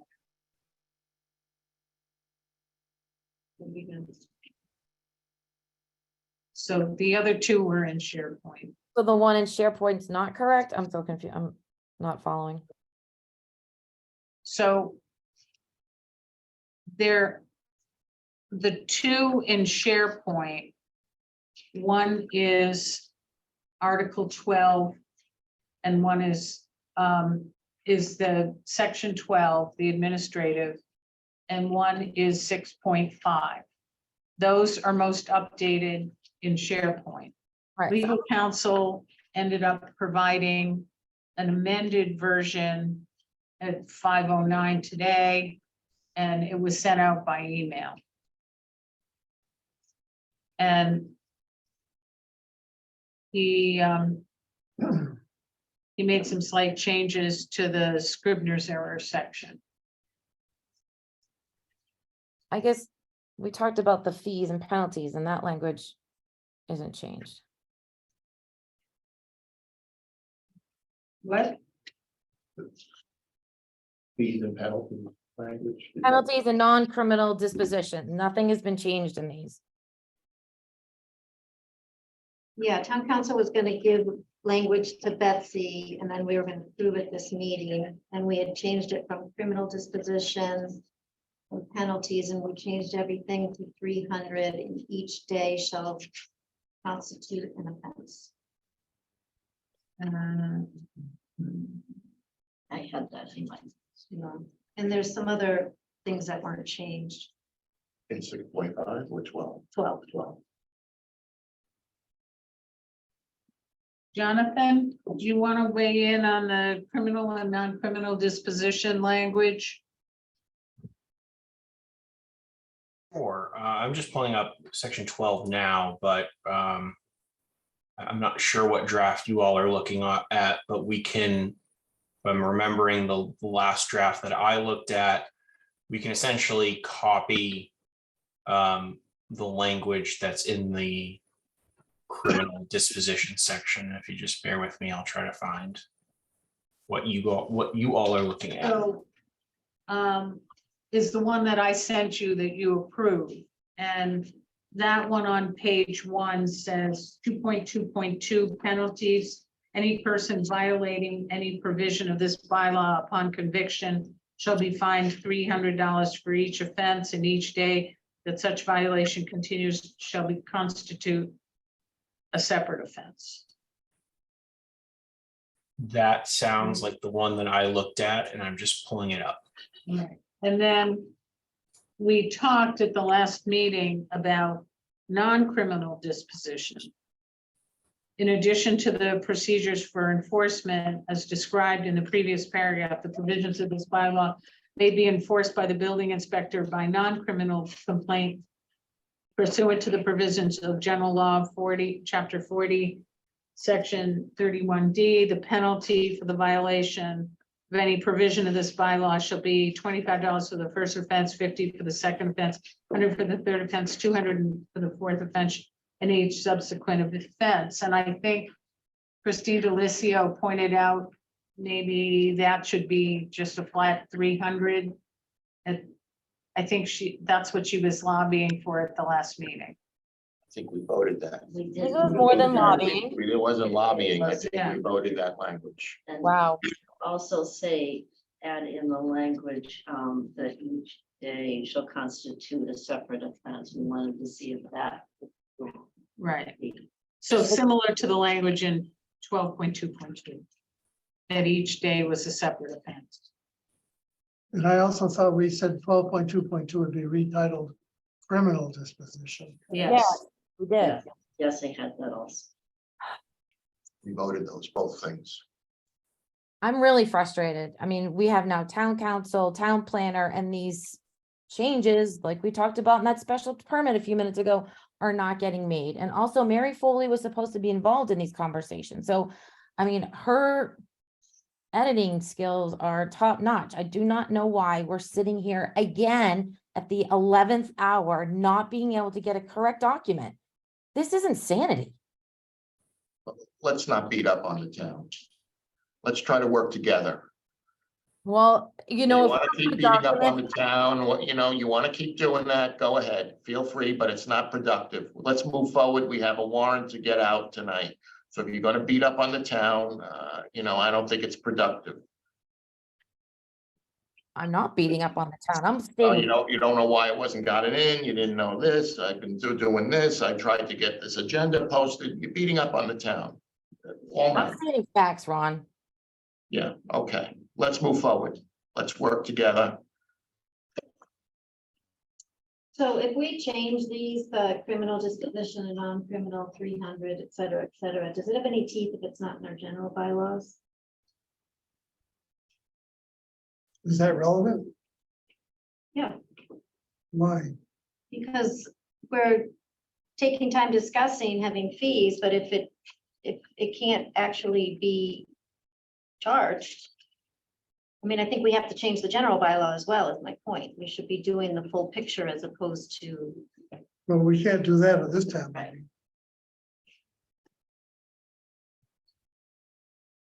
Did Mr. Bobrowski comment on that? I think it's, you know, it's just knowledge that if you're gonna do a fee, you have to have it in the general bylaws for it to be, you know, anything beyond just during zoning. So I would But I you- think the issue here is that, I mean, you have to take somebody to court. And so then that's Greg's call in terms of who he wants to take to court. I don't think you have to do that for the non-criminal. Right. But you still have to pursue it. Yeah, my only question is we're saying we're giving the building inspector something, but we're really not because they don't, there's no teeth to it. So we have to make sure it gets in the general bylaws. Would you like to take this out? That's your proposal, or? I'm just trying to state that we're. that You're we're happy stating, to put you're this there. stating an opinion that. We it's need to not- close the Can circle. we go through the chair? Laura, We have our, we have legal counsel on the Zoom with us. Perhaps you could comment on Mary's question. Mr. Chair, Jonathan, can you comment on the general versus? yes, you can adopt non-criminal disposition in the zoning bylaw and it would be effective. You don't need to do it in both places.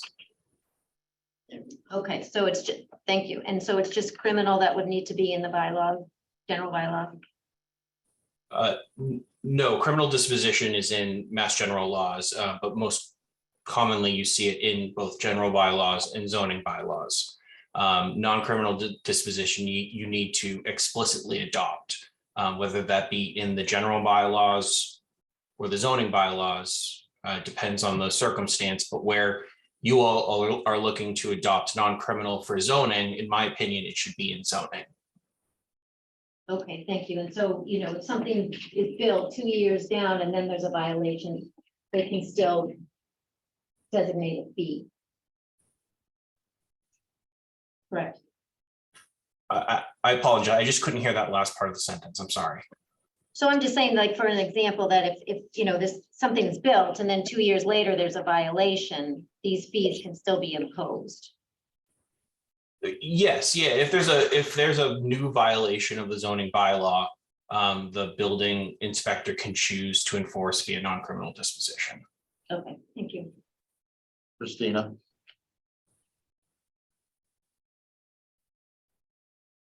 So in my copy, the associate members are still in there also.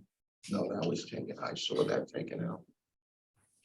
The copy that was in the folder, it's still in there. Where did I see that taken out? It's deleted. Saw that all deleted. It's in red. deleted. It's all It's deleted. all deleted. I saw that, that was done. You're looking at the wrong document. Where is that? 12.4.1. It says, establishment, the planning board shall be established in accordance with Mass General Law 4181A. Planning board shall consist of 7 elected members elected for 3-year terms. And anything related to the associate member has been deleted. Oh, you know, I'm really sorry. I was looking at the ZBA. My apologies.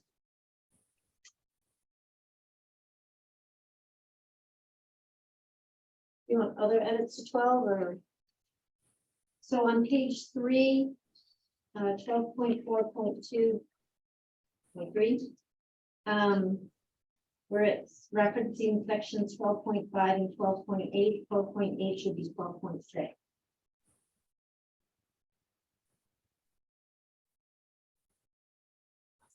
And on page 5, 12.5.9, the last sentence, it references Mass General Law 48, Section 17. It's actually Mass General Law 48, Section 9.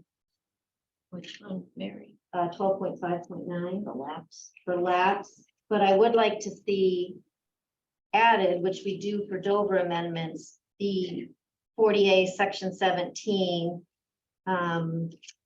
which refers to appeals. So I think we need that in that section. So where was 48, section 9? 12.5.9, lapse of time is 48, Section 9, not 17. 17 pertains to appeals. Well, that sentence says, or await the determination of appeal as referenced in general law, chapter 48, section 17. So it refers to an appeal. So should it, so I guess I would suggest either labeling it lapse and appeals or relabeling it. Mr. Chair, and to Murray. so you're correct, Ms. Foley, that the lapse is in 48.9, but I think the language is accurate because it refers to, and it looks like it's taking it right out of 48.9 because it says zoning bylaws shall provide that a special permit granted under this section shall lapse within a specified period of time, not more than 3 years, which shall not include such time required to pursue or await the determination of appeal referred to in section 17. So it looks like this language is tracking 48.9. Should we reference section 9 as the lapse? Or no? You can, I don't think it's necessary because 48.9 will control regardless of whether it's in this section or not, but as a matter of policy, you can, that's fine. Okay, it seemed odd that we weren't consistent with what we did in the Dover section, but that's all right. And then my only other is these corrections didn't get made on page 10, 12.8, 12.8.1 and 12.8.2. Instead of referencing section 4, they both need to reference section 6. For parking.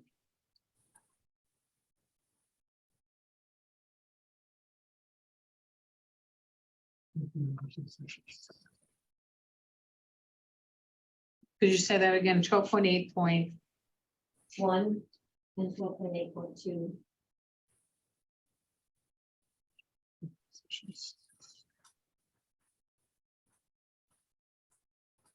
Now, wait. 12.8.2 is right. Section 4. Section 4 is the table. Yeah, table of uses. uses is section 4. So just the first one. Yeah, just the first. Yeah, one. that's right. Actually, it should be. Well, table of use and parking Regulation, regulations, there's 12.8.4 and 12.8.6. So we should say the table of use in section 4 and the parking regulations in section 6. Yeah, So should it say 4.2? The section 4 has other. Doesn't matter. yeah. Okay, I've got those. Mr. Chair, Just, yes. can, I know the town planner is taking down all these last minute changes. Can we just go back to non-criminal and criminal disposition and square that one away quickly? Yes. So 12.2.2, the word penalties should be struck and it should be criminal disposition. Got that. Unless the board wants something different, but, and then in 12.2.3, in the second sentence that starts with the penalty, it should read the same as above. So it should read, the penalty for violation of any provision of this bylaw shall be $300 for each offense, and each day that such violation continues shall constitute a separate offense, period. Right, that's what. You have that. Where you have that. Thank you. Ms. Murray, anything else, Ms. Creighton? First of all, I missed the opening of this public hearing, but I have watched the video in its entirety from the June 6th meeting. The question that I wanted to bring up was under the 12.6 site plan review, and the it's related to the second article, which is to suggest a new section 6.5 in the event that section 12 did not pass. It seems to me that it would be more strategic to have those two, the language of both those articles be identical. Because we're gonna get confusion about why they're different. And so I would suggest that we contemplate at least taking the language proposed under 6.5, the Article 2, 6.5, and using that in section 12.6. There are some, maybe we missed some of the edits that were proposed in the new section 12, but I think it's a cleaner, easier to explain rationale. And then, so that's my first, and because that's a priority, it doesn't muddy that water with, oh, we're changing it as well. That's my first comment for discussion, I guess, and maybe advice from Jonathan. My second comment is related to Article 2, and I'm gonna, if you don't, with the chair's permission, I'm gonna raise it now because it's related, if that's okay. And that is, and I don't know if we can even do this the way the hearing was posted, but I would suggest that if section 12 fails in its entirety, that rather than inserting 6.5, that we insert into the existing section 12, 12.6, and combine the existing 12.6 and 12.7, which are fairly minor, in my opinion. Maybe they're not minor. So that the references in Jonathan's very nice table to section 12.6 don't then have to be edited on town meeting floor to be 6.5. You see what I'm saying? So we're aligning all this work to align things with section 12, and then all of a sudden we're going to throw that rationale out the window. Does it fit logically in that space? Well, what we would have to do is renumber. What I would propose is 12.6 in the existing. 12.6 is other bylaws, and 12.7 is validity, and we just make them 12.7.1 and 12.7.2. It's not how it was advertised, though. I It's don't think- advertised as adoption of 12, and the second article would be adding a new section 6.5. So the new section 6.5 was taken out of the Right. 2017 bylaw. I understand that. I guess my I don't think rationale, you can do that. my rationale would be that it is part of, it could fall under the section 12 part of the public notice. Sarah, Betsy's saying we can't do it because Well, of the you advertising. can get legal counsel's advice on that. Yeah, so I thought about that, and I was wondering if legal counsel, first of all, whether legal counsel would think it was, would fall under the first part of the public notice, which is to revise section 12. If you wish to make changes to this 12 that you're considering right now, I think that's appropriate under the public meeting notice. So, so there are 2 points to my question, but let's take the first one, which is simply to use the existing 6.5 and substitute it into 12 point, renumber it and making it the 12.6 to simplify the public's understanding of the change. And I've gone through it. I don't think there are significant important substantive issues. So maybe just get a straw about whether that people think that's crazy or not. Yeah, why are they different? Wait a minute, I'm confused. The So site plan if reviews, why are if they 12 doesn't pass, you No. want Well, the 6.5, which is the warrant article 2, to be put in where to be in 12.6, a new section, 6.4. no, a new section 12.6, and renumber the existing 12.6 other bylaws as 12.7.1 and renumber 12.7 validity to 12.7.2. Mr. Chair, I apologize, and to you, Ms. Creighton, I apologize, I misunderstood what you were proposing. So just so I'm clear, you're proposing if the proposed Article 12 fails, you want to amend the existing Section 12? Yes.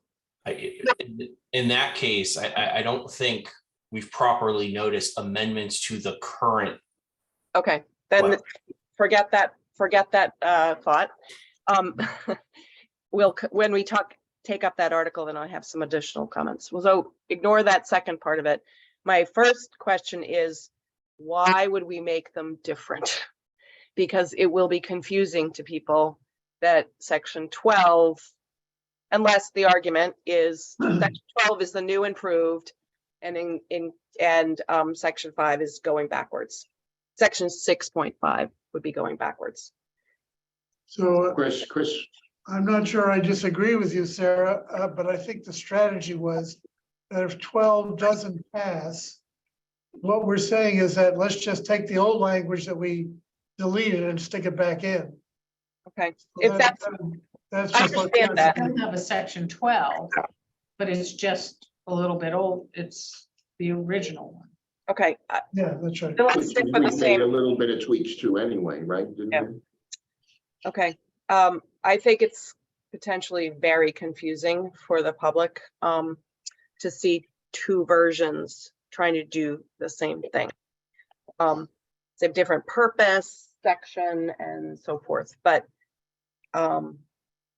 I just, it's late to be trying to interject this, but it did occur to me when I was looking at it tonight. I'm optimistic that section 12 in its entirety will pass, and that will be fine. The concern, the third part of this concern is if you look at Jonathan's table of changes, the site plan review is all referenced as 12.6. And so on the town meeting floor, we would have to change that reference from 12.6 to 6.5 if we were in that morass. So. The version 12 better. The version better. So why don't we just make the old version the new version? Is that what you're saying?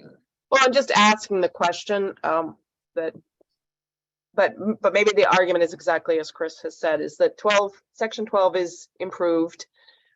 We hope to pass it in its entirety and pass over going backwards.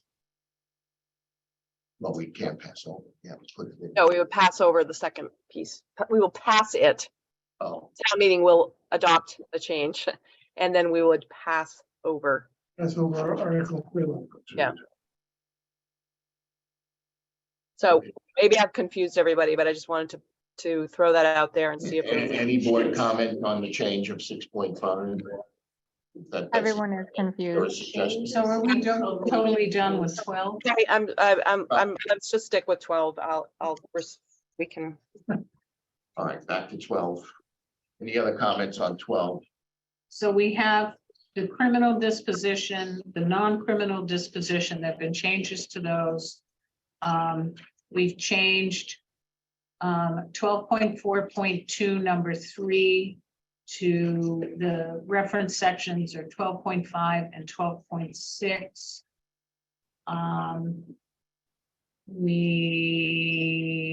That has stayed the same. We have some changes in the back, stamped by a registered professional engineer. Commonwealth of Mass. Right, there were some changes on page 8, numbering changes. On site plan review with the Dover amendment.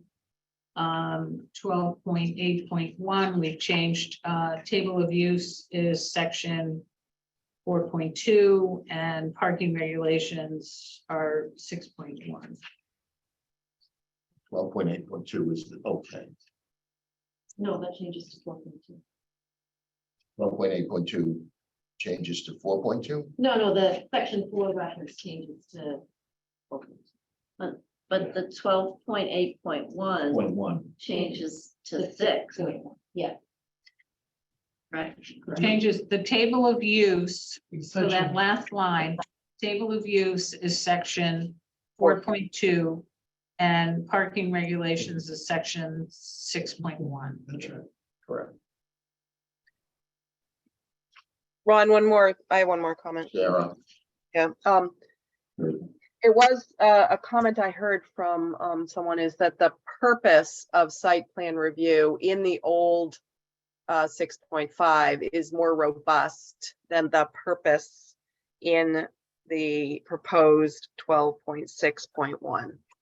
So I think you can read 12.6.1 is intended to promote sustainable development that will not result in detriment to the neighborhood. In the existing deleted 6.5.1, it enumerates the consideration of site plan shall assure protection of adjacent areas, convenient and safe vehicular traffic, I'm paraphrasing, adequacy of facilities, protection of environment, promotion of appropriate arrangement of structures, coordination with systems, and compliance with other applicable sections of the bylaw. So are we confident that our existing regulations in the new section 6 capture those things? And I think if they do, then that's the answer to why we've shortened the purpose statement. So, Ms. Foley. so like I had said at last meeting, my concern with the site plan and the special permit, I do think the current 6.5 or the old 6.5 has more teeth than what is being proposed, especially if we're linking to the performance standard 6.3 that then allows waivers to happen. So I think if we're looking for something with more teeth, we should propose the 6.5 instead of the new. Yeah, what was so improved about the other ones? May I? Yeah, Since I spent go some ahead. time on it. Yes, So we did work in the performance criteria. Again, the waivers are at the board's discretion if there's an element that's not relevant to what we're looking at. I think we spent a lot of time on that last time, but the purpose, I'm working from memory here, but the purpose that I do believe we did spend some time on in the new section 6, which adds some additional things having to do with climate resiliency, site resiliency, and so forth. So I think that those are in there, our section we're not looking at the moment. 12.6.7. I see them as 12.6. Thanks. 6.3.7 has site development standards, which do incorporate the purpose. So I'm comfortable with that. Right, so the purpose is explicit elsewhere. Okay, thank you. Yeah.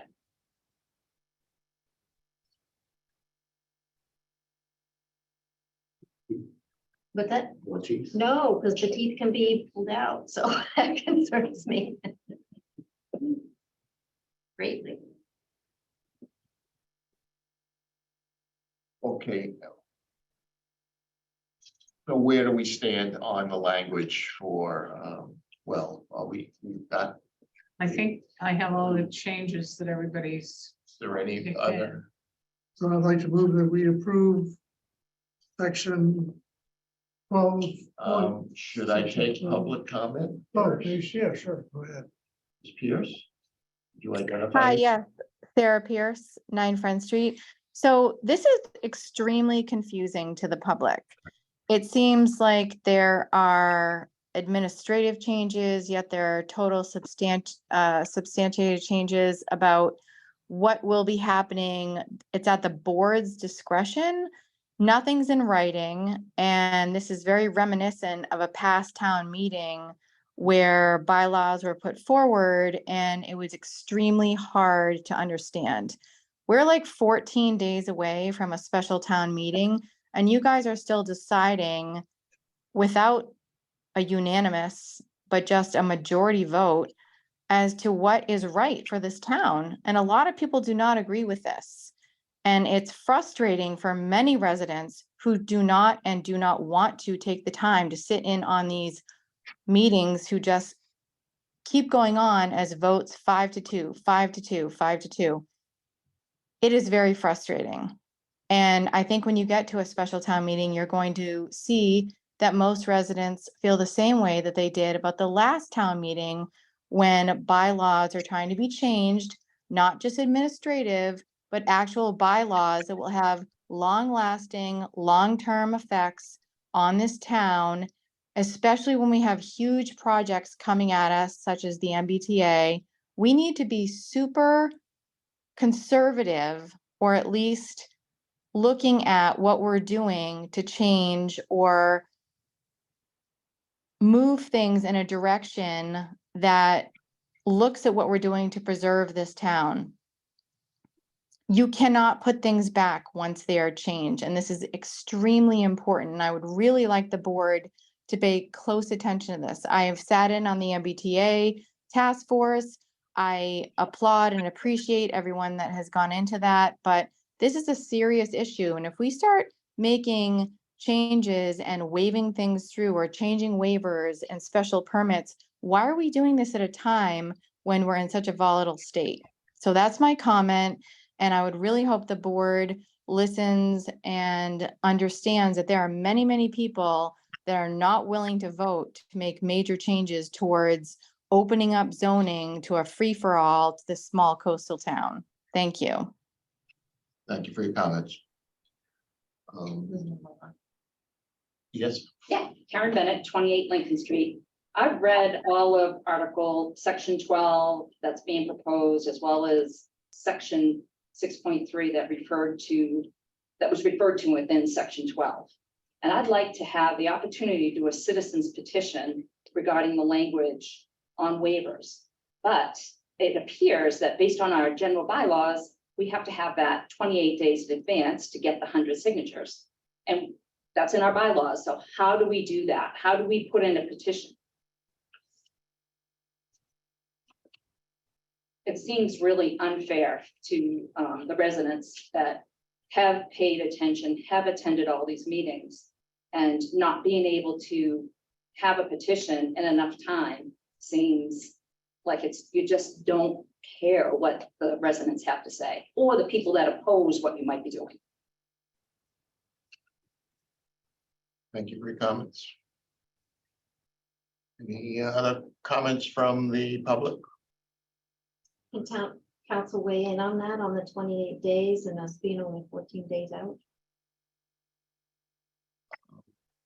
That is a curious question, because town meeting as tight as it is. So I don't know how that applies to this particular special town meeting. I think Greg has his hand up, Ron. Greg?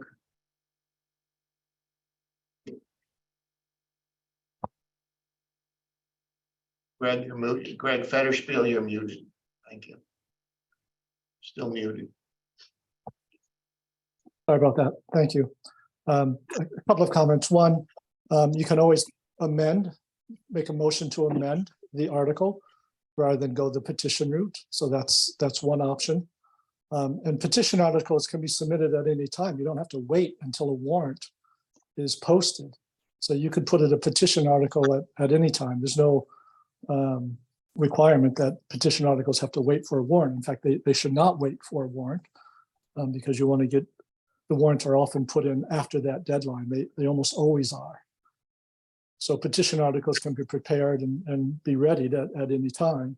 And it takes, you can always call a special town meeting by petition as well. So there's multiple avenues available to residents if they want to change something or propose something for the town meeting to consider. Can I ask a question? Thank you, Greg. Mary? But is it, so, Greg, I'm confused. So I just looked at the town meeting. It says an article to be inserted in a warrant for a town meeting must be delivered to the Board of Selectmen and a copy to the Secretary of Finance Committee, 60 days for an annual town meeting and 28 days for a special town meeting. So are you Correct. saying people can still get a warrant article in for this Not for- special town meeting? No, not for this special town meeting, no, but at a future town meeting, certainly. Or they could have submitted it. They could have submitted it 2 months ago. There's no requirement that you can't submit it ahead of time. In fact, we do that every time. The annual town meeting, you have to get it in 60 days prior to the annual town meeting. The warrant typically is not finalized until, 3 weeks before that meeting. So it's the same process. No, I understand, but this seems like a unique situation where this special town meeting was just called for the school budget, and then other items are quickly trying to be inserted in. I just sat in at the meeting down the hall, and so what recourse do the residents have if they want to, besides letting something get voted in and then have to wait till the next town meeting? Are we just not going by the general bylaw? No, we're following the general bylaws. So if someone doesn't want to have an article go through, they vote it down, or they propose an amendment, or they put in a petition article to change it at a subsequent town meeting. So that process is available at all times.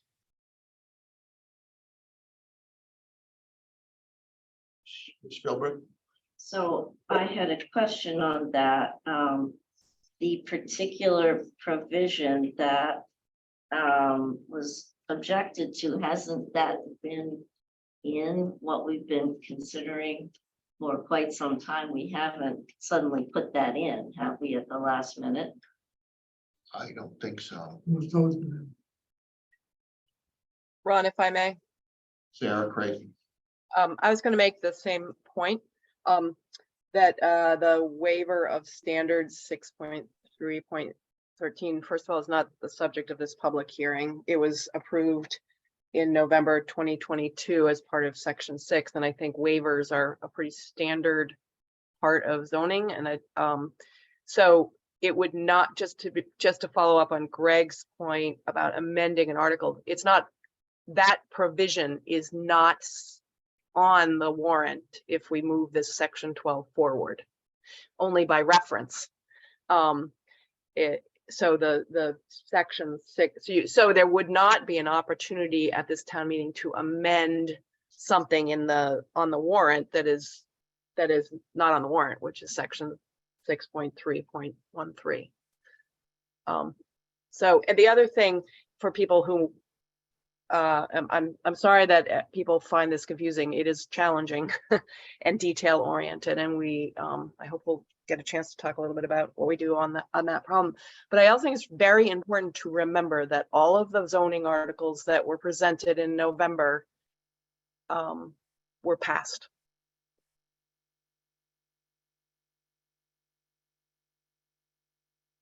Thank you. Any other comments? Pierce, you have something new to Yes, add? Ron, this is Lorraine Iavani. If you can hear me, I'm calling in. May I make a comment, please? Go ahead. Could you Okay, identify great. yourself? Could you just? Absolutely. Yes, can you hear me? Lorraine Iavani, 28 Pine Street. I did write correspondence today. I apologize for the short notice. One of the concerns I have is, excuse me, cell signaling raised an issue, as you know, June 6th of this year with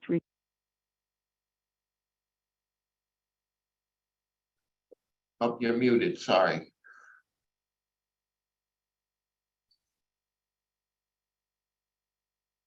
Hold on. Can you hear me now, Ron? Yes, sorry, go ahead. Okay. All right. If I may, I'm going to start one more time. I believe June 6th, 2023, Representative Glovsky indicated on behalf of cell signaling that with regard, I think it is section 6.2, that certain verbiage provisions on site plan review were missing. And it was problematic for them because they were concerned about delay. And I know all of you do not want delay.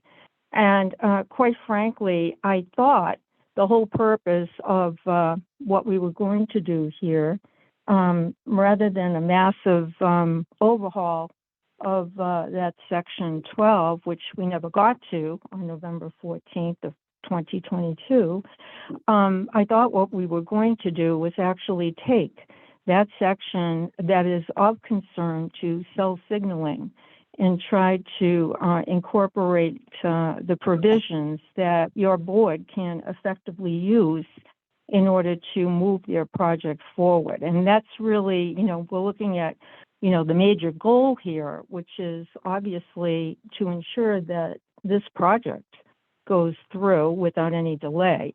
So, that's my main concern. And I have, like other folks here, apart from what they're doing, I do review and attend some of the meetings, as you all know, and I do input. And I have been following some of this discussion. And quite frankly, I like to think of myself as somewhat educated in a few areas. And I am having an awful time trying to figure out why we keep moving the goalpost up to the 11th hour here. And I am listening to the concerns also of some of the people on the board. I don't know what's factual and what is not. But obviously, the communication is a huge issue here. So basically, that's pretty much what I want to say. I would like you to really consider, and I know Sarah, is concerned, what happens if the 12, whatever it is that you're going to come up with here, I have no idea where you are. You need a snapshot, and you need to just halt it at some point. But if it fails, where are we with this site plan review for cell signaling? And that's really the issue that has to be answered tonight. So basically, that's all I have to offer, and I do appreciate it. I hope you looked at my email today, and thank you very much for your time. Have a good evening. Thank you. Thank you, Lori. Karen Bennett again. Could you tell me how residents know about the special town meeting? Because it's not on the town website. So how, they don't even have notice at this point. That's something for the town to get out. Well, it's embarrassing that we don't even have that out there, my opinion. Thank you. Any other comments, Ms. Pierce?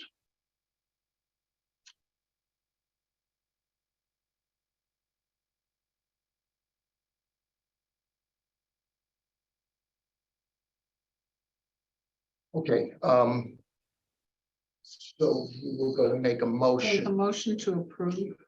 So should I need to close the public hearing at this point? No, because the public hearing still has to address these two other articles. Ah, Hi, Well, yes, what's I the tried to approval language? unmute. Ron? This is I'm Sarah sorry, Peters. yes. I'm sorry, the website is very glitchy via the town or my own home, but I do want to make another comment. So procedurally, I'm still confused. 14 days before a special town meeting, if the board is not clear on what they're presenting on Article 12, can you clearly say that these are just administrative changes, or are there actual? So can I just make a Changes? comment that we will be discussing as an agenda item right after this, how to get this out to the public. What we want to do, maybe we want to hold a workshop. I was going to address the actual public part of this. It's on our agenda right after this. So once we vote the language, then we can, go ahead and make cross tables. I know, it's So just that's what we need to concerning do from a first. resident's point of view that you're voting language in, and then that can't be overturned. So if we go to a second point of this, there's a lot of back and forth and back and forth. And this is exactly what continues to happen on the planning board. Unfortunately, no fault and all due respect to all planning board members, but there should not be this much confusion. You're a planning board, there are issues at hand, you need to work together. Residents are trying to understand what is happening for the town. We have a lot of big issues in front of us, and there's a huge disconnect. So I'm not sure what is the next phase you're gonna go on to, but you're gonna vote things through before you go on to explaining. I'm not clear. trying to come up with final language for the warrant articles this evening. Okay, That's it. so final language would explain. I'm not gonna get into a back and forth. Thank you for your comments.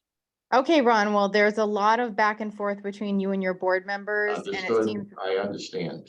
I understand. well, it's unfortunate, because to the public, it seems really disrespectful, but thank you. Thank you for listening to my comment. Have a good night.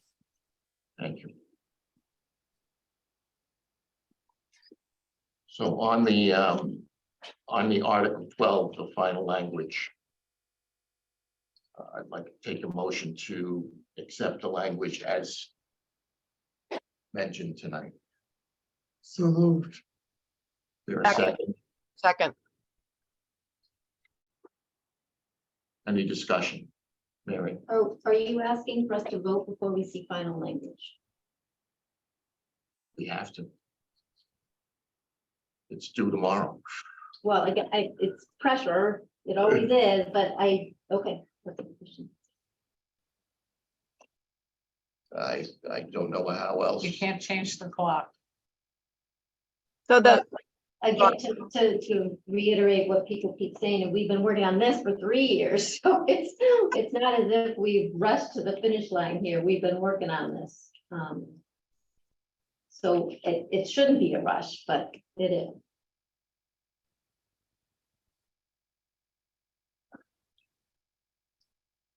Sylvia, you have a comment? Yes, Sylvia Friesenerp, 52 Masconomo Street.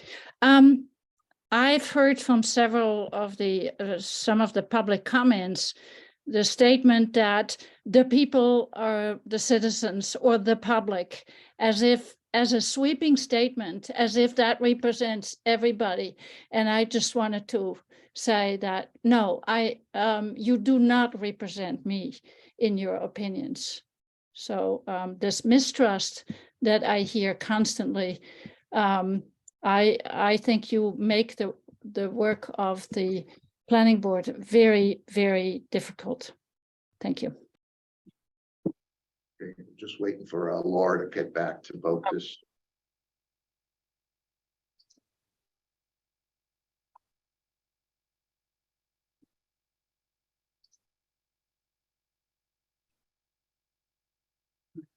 While we're waiting, maybe to ease Mary's concern, we could just go over the few things that we changed from the document that we started with tonight. I That's mean, what that Betsy- really were just about 4 things.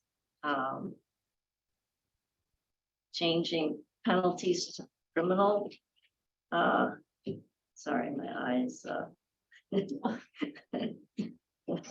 Criminal disposition, changing the offenses in 12.2.3 to 300, and with the language for each offense, with each additional day would be an additional offense. And then change the 12.8 to 12.6, and then the other numbering change. And that was it. So I would, thank you, I appreciate that, but I would just respond just as like my vote for Black Earth. And in my professional life, I do not vote on things that I have not seen, so I don't want to do that on the planning board. Understood.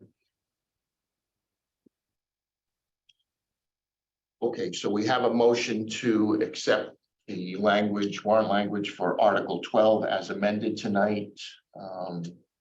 As Sue just read. Is there a second to that? Sarah made a second. Sarah made a second. Yeah. So it's, okay, and so we've had any further discussion?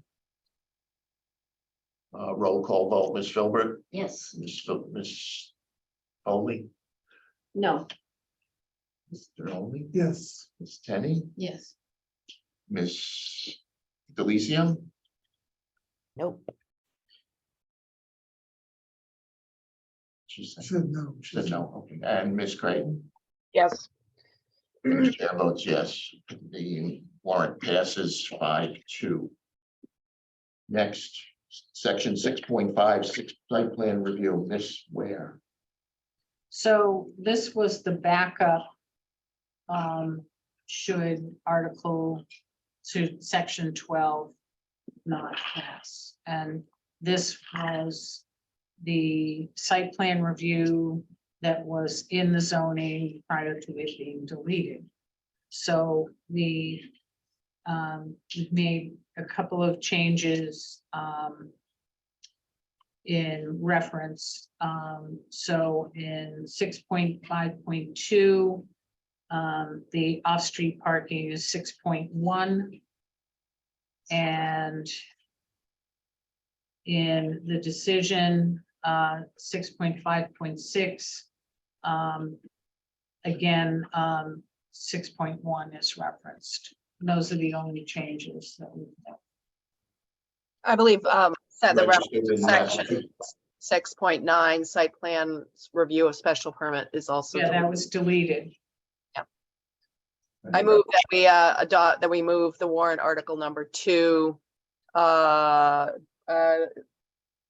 for the addition of new section 6.5 site plan approval as printed. I'll second it. You did add the Commonwealth of Massachusetts registration. Wording. I don't see that. No, Let's see. The engineer registered. 6.5.4. Is So that, did that get added? I No. thought we talked about It's in the rules and regs. And But it isn't. no, it is because this is Looking at the it. original. We're not changing. this, it. Oh, we're not yeah, changing this was Okay. what was there So before. we're gonna do that, okay. Sorry, so go ahead, Sarah, you made that motion and then you seconded the motion, so any discussion, Mary? No, Okay. thank you. But thank you, Ron. Took the no. liberty.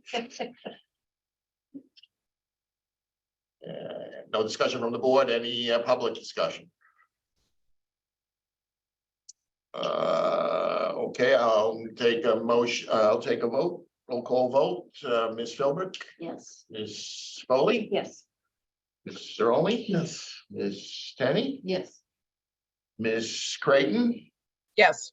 Ms. Delicio, Yes. Yes.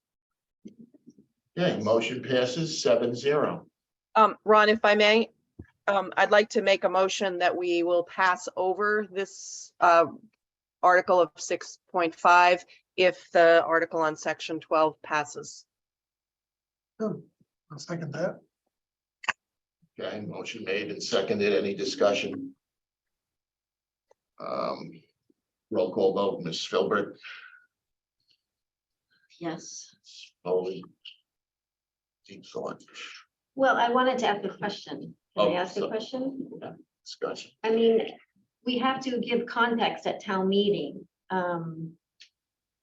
of section 12 and section 6.5. And is somebody good to lay out the, 6.5 would be making us whole, but this is changing and I'm fine with that, yes. Zeroli? Yes. Ms. Philbrick, Kenny, Yes. Ms. Creighton, Yes. Ms. Delicio, Yes. Yes. and the chair votes yes, 7-0. Unanimous. Can I ask you a question going back to 12? Not about the article, just about, so the other articles, at the end of each article, we say, or take any other action relative thereto, and we don't for section 12. We can add it. And I don't know why. So we might need to revote on that.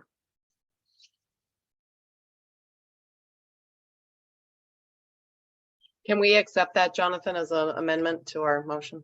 Yes.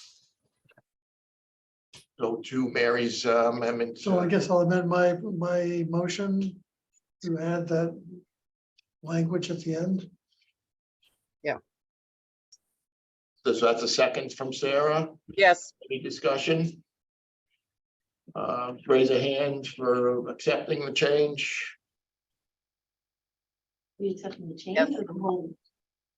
Just a Just adding change. any other action there too. The Adding- standard adding- language. So my vote is still no to, Yes, that's right. okay. Okay, Ms. Creighton, yes or Yes. no? And Yes. Ms. Delicio, Yes. No, right. We didn't hear it. As you said, no. We didn't hear you. I said yes. Yes, okay. 6-1. Now, article, the Scrivener cross-referencing changes. Ms. Ware. Now, can we do this without town? Did we get the town council to I opine? defer to town council. Okay, Mr. Murray. Thank you, Mr. Chair. So there's a lot of different types of amendments we're making in this proposed article, including some deletions of sections, as well as references to new sections that don't exist. So I understand, and I believe that the town planner sent me some language from a prior town meeting that allowed some cross references, but where we're referencing new sections that don't currently exist in the bylaw, where we're adding particular language that doesn't exist in the bylaw, and where we're referencing new sections that don't yet exist. I don't think we can do this administratively. I think this requires a town meeting vote. So we should move forward on this cross-referencing. And I think we got a table today, correct? There's a draft and then there's a final draft. You received that through an email today, am I correct? We got a paper copy that. You have a paper copy in front of you. I don't have that. It should be right here. Oh. This is the final draft? This is draft. So there's one called final draft. When it says V3 at the bottom, that is Jonathan's most recent draft. But the, Chair, I thought the bookmark said final draft on what I read. the final draft and the version 3 are the same document. The final draft is just the clean version of it. So there's no red line, there's no. Print out because everybody likes tracker change. Track change, yes. Okay, But they're the same document, just final draft is the clean version of version 3. okay. So, Ms. Creighton, you have, Yeah, I've gone through Mr. Murray's changes, and I've also gone through Mary's changes. Almost all of Mary's changes are reflected in Jonathan's changes. And I concur with them with only a few exceptions. So I would like to suggest that we just take the exceptions unless you want to go through these one at a time, one by one. Ms. Foley. So we just got this, so we haven't reviewed it. And I guess I would like to know why, and this is a 2-minute look. I mean, I can list at least 5 of my changes that didn't get in, and so I'm wondering to town council why they didn't get in, like, you know, there's section in the, oh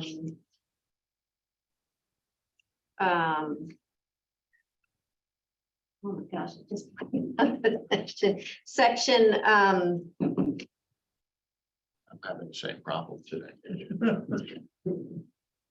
I'll give you the section. I can't think of what the gosh darn name of it is. Inclusionary housing that got dropped off for whatever reason. And I think it's important that we would add back that language and add back that chart. I don't know why that didn't make it in, or items like District D is now D1 and D2. That doesn't seem to make it in. And I'm happy to go through one for one, which I think you should, but I'm just curious why town council didn't want to put those in. Mr. Chair. Mr. Murray, comments? Through you to answer Ms. Foley's question. Certainly it was, I have no desire to add or not add anything. This was simply a matter of making sure that the board and the town complied with public notice laws. I received your list a few days ago. I went through the list, and to the extent that there were corrections or comments on the list that I drafted that was properly published, I made those changes or I provided comments. To the extent that we did not provide public notice, I did not add them back in here. So this was not a matter of intent or whether I pass judgment on your proposed changes. This was simply just a matter of complying with public notice requirements. Ms. Can I Foley? So, yeah, and I appreciate that. Yeah, I don't think it's with any ill intent. I'm just concerned that we're not doing the basics here of getting our zoning bylaw documents whole before we start wanting to propose changes to section 12 and other items. So I think we're doing a disservice. You know, we're adding stuff upon stuff that's still broken, and again, in my world, that's not professional, so I just have concern.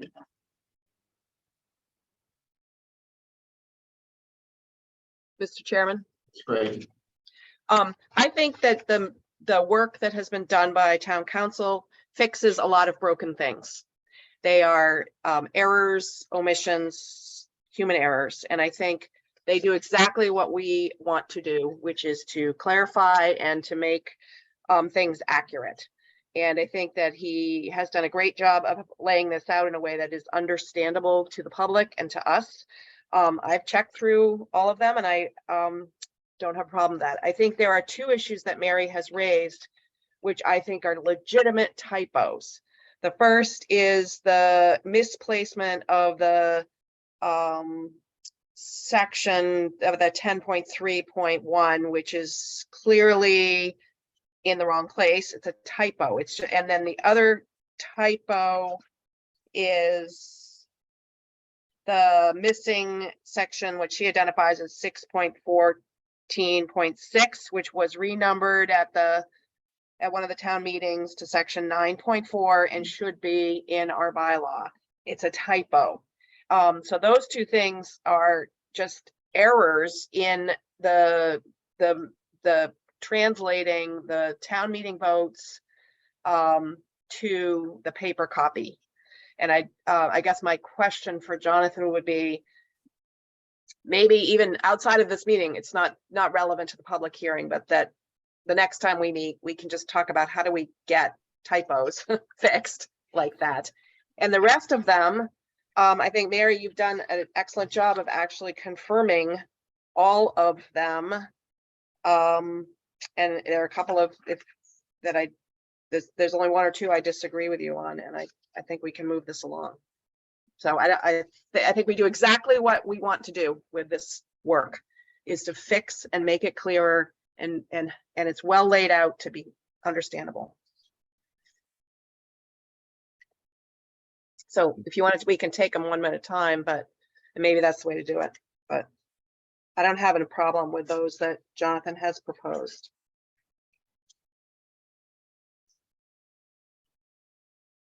I guess my only concern would be that on town meeting floor, if we're making 6.5 special permit, we're going to have to change 12.6 to 6.5 in this document, but I think that's explainable.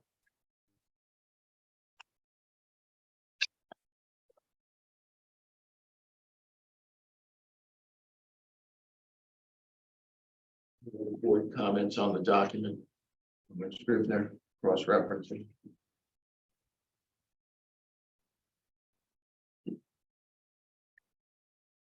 If you want, I can go through the comments on, I think that I didn't have any comments on Mr. Murray's revised section.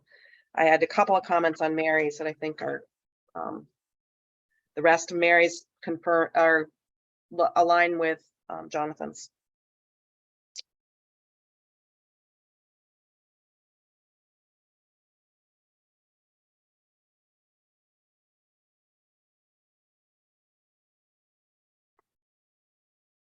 How do you want to proceed?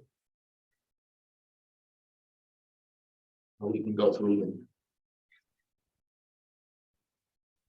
The pleasure of the board. We want to accept them. And just accept them. Yeah.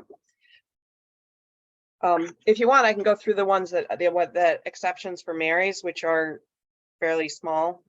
Maybe that's it. Why don't we do that? Okay. I think that the authority and purpose and the introduction are out of scope, which is for the public hearing. The question in reuse regulations, 4.3.2 is the reference to 12.6 correct? And I think the answer is yes, that is site plan. The next one, 4.2, table of allowed uses. Mary says they should state not for profit. They currently say charitable and philanthropic.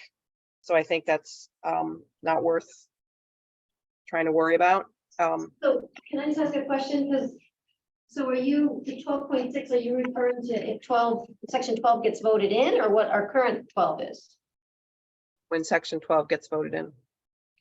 Okay, so what's the, okay, and if section 12 doesn't get voted in, we need to change all these on the floor. Correct. Because that's the same in Jonathan's table. It's assuming 12 gets voted in. Am I correct, Jonathan? Yes, okay. And we've done that before.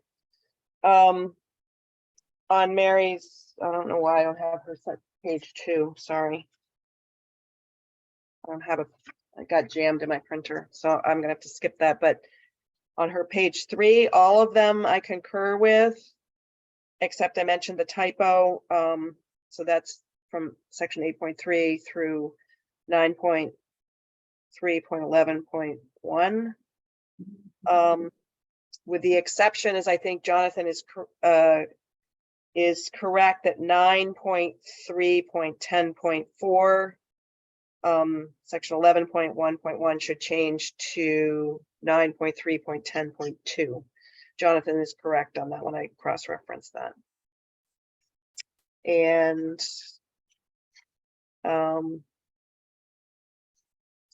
then that last one that Mary identified and asked about is what happened to section 4.4. This is on Mary's page 5.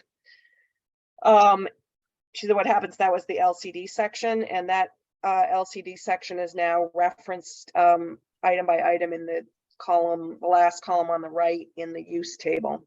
And I double checked that each of the uses that were previously in section 4.4 are now in the use table in that LCD section. So but the language was taken out. I guess the clarifying language. Can we just make sure, so we don't have, our zoning map never got into the zoning bylaws, and the district D map never got revised? Where do we stand with that? Or is that not? What that went. We have a new mapping company and I am working with them. that's not relevant for this hearing tonight.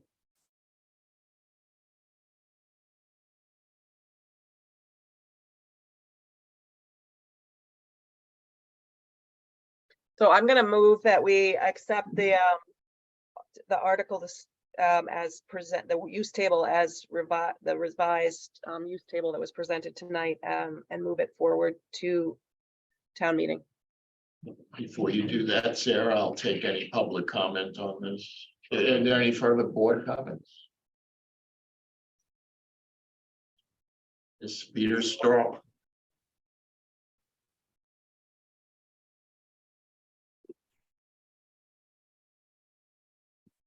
Sylvia, do you have a comment? Hand is up.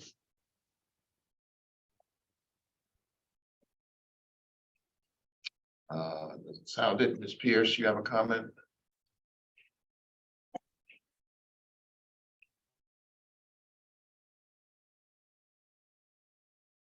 Okay, maybe the town website is screwed up. I don't know.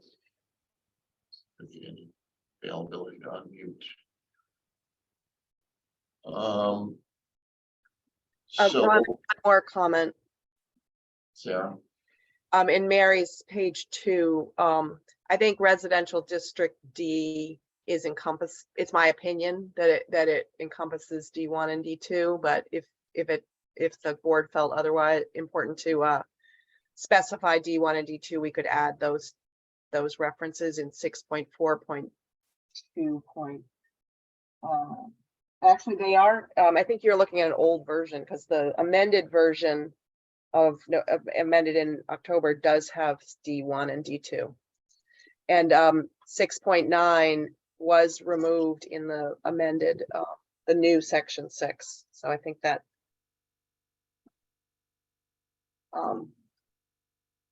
that is taken care of.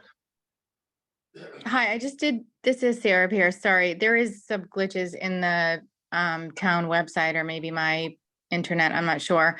But not to be redundant, but the public can only rely on air quote typos. We have nothing else to see, but when people do actually tune into these meetings, so typos are actually very important and we need things to be in writing and clear in order to attend meetings and vote. So I would just ask that anything that's being changed is corrected before a special town meeting that's scheduled at this point. If you could all let me know on June 28th. That's correct. Okay. Understand. It just seems like a short time frame when things are so still up in the air and not completed. So I'm just trying to get a gauge on that. And if there's any way to get the typos clarified and what the actual things people would be voting on are clarified, that would be very helpful. Thank you. Gail, I'll just note that the meeting packet is on the website, so every document that the board's referenced is on the website. That's not reflective of the actual meetings though, so that's confusing. okay. You just can't find it. No, it's not Let's reflective not of have, what's on okay, the let's meeting. not discuss that right now. Let's move on. We'll talk about getting the information to the public next. Great, thank you. Let's talk about moving the changes, the motion. Sarah, you made a motion. You're ready to Yep. make a motion? Yep.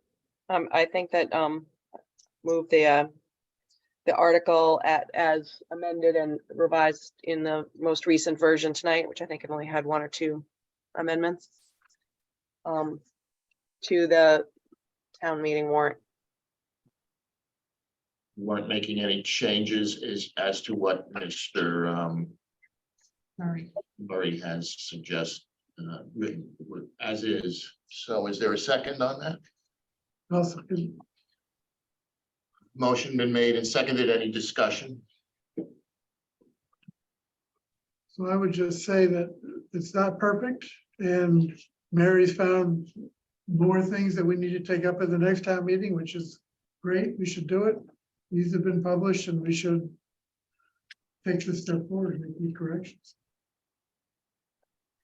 I'd like to say that Mary confirmed Jonathan, by and large, and Mary and Jonathan's list are exactly the same. Any further discussion? Yeah. Stars. All those in favor, show of hands here.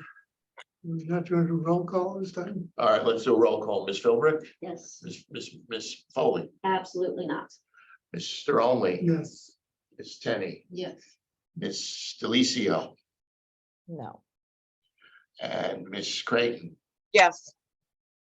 So I would like to make a comment. Chair votes yes, the motion passes 5-2. So if Mrs. Foley's list is the same as Mr. Murray's, it's just really concerning that the town just paid town council to do the same thing that Mary has reiterated for the last 6 months. So I would really like that on the record. Ms. Philbrick, I'll just respond that there was a great deal more that he did in his process than simply make those few changes. I mean, he provided guidance on many of the things we've been discussing. and I think, Mary, you asked for him to be here tonight, am I correct? Town council. Well, for clarity, we had one list from a couple weeks ago that had maybe 8 items, and now the new list that we just got tonight added a bunch from my list. So I think that's great. It didn't add everything, but Mr. Murray already discussed that he felt like it was outside of the scope of the postings. So again, I mean, I wish we had started this process wanting to correct the zoning bylaws in its entirety, but we didn't. I think we should have brought in town council earlier, in my opinion, on some of this stuff, but it is what it is what we're at. So, okay, that brings Motion to close the public hearing. Do we need to do that? motion to close the public hearing. Has it been seconded? Second, Any discussion? Roll call, Ms. Philbrick, Yes, Foley, Yes. Mr. Olney, Ms. Tenney, yes. Ms. Creighton, Yes. Ms. Delicio, Yes. chair votes yes. Okay, as everybody knows, special town meeting is on June 28th. So we have a lot of items that are confusing to the public, in my opinion, and writing any bylaw is tough to sell. Granted, we're not really doing any by right zoning here. We're just making some administrative changes. But I still think we need to inform the public on what we're doing. I think there still is some confusion as to what we're trying to do here. So I'm looking to talk a little bit about how we can better get this information out now that we voted it and we have language written. So I know we have some cross tables. Chris, in our packets, we had a table of what was there and what was changed in our packet from the last time we tried to present this as a possibility. I'd like to get something in the Cricket, and the deadline is tomorrow, maybe just a write-up. And then I'd like to think maybe we should meet with the public either at our next meeting on Monday to explain in 2 weeks, or maybe have a special meeting with the public on the 22nd of June, which I believe this room is open. So those are a couple of things I'm throwing out there, and I'll open up the floor for discussion to the board on how we present to the public. so I have an idea, Ron. Yeah.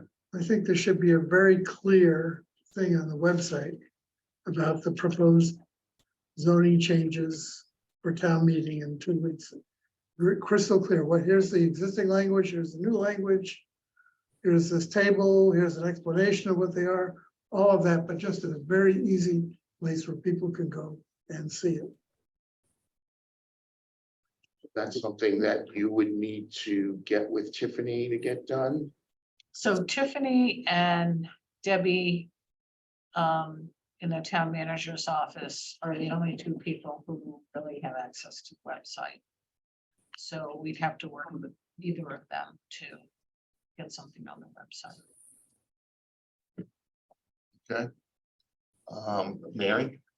I would suggest, I think something like this where it's the proposed new bylaw and the existing bylaw, and it's what, 25 pages, nobody's gonna look at that. I think what we need is, to Chris's point, very clear language. This is what's changed in the special permit section. This is what's changed in the site plan section.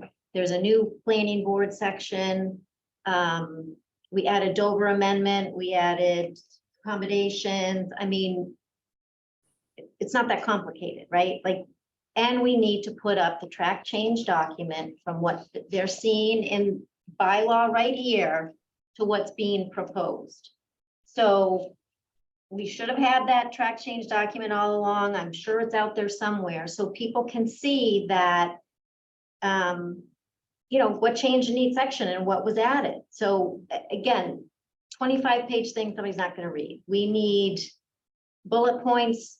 Here's the sections, here's what was added, here's what was deleted.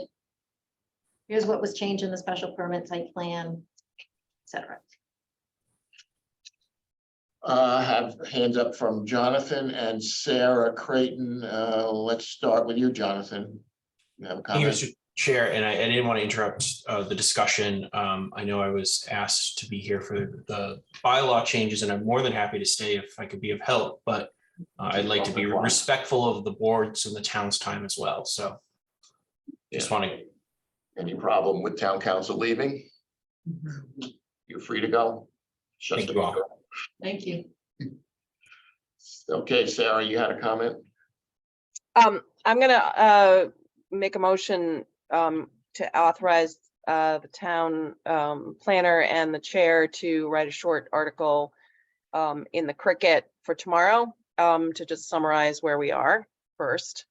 And then we'll take up some other things, but I think that's important, that we get a quick article in tomorrow and authorize Ron and Betsy to do that.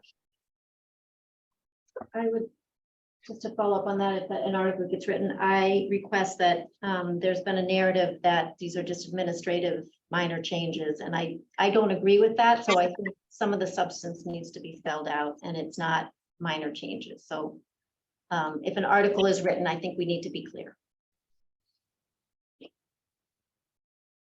A lot of writing, but we'll try to summarize as best we can. Laura? That's a motion to just to Oh. get something in. I'll second the motion to get this going. Any discussion? Any further discussion? All those in favor? Hand raise. Sarah and Christina, are you in favor? Yes. Okay. All right, and now next, how do we present, how do we get this information out to the public? What's our best path forward? And Laura, go ahead. Thank you. We might be able to kill two birds with one stone here to some degree. If the article tomorrow for the Cricket stays high level, I don't think it should be repetitive with, the long-winded version, but if it says the purpose of why we're doing this, and it can have a broad purpose, but it can also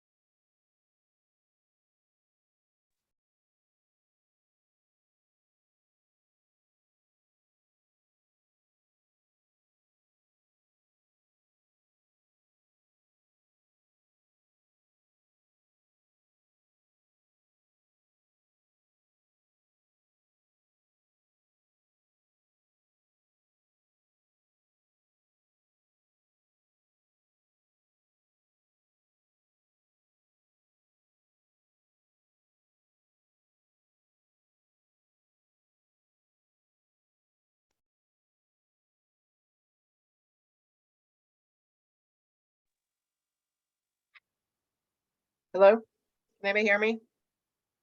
I can hear you. Sarah Creighton, I think this we is lost Sarah. I can't hear the rest of the meeting though. There's some sort of audio cutout. Yeah. I can hear.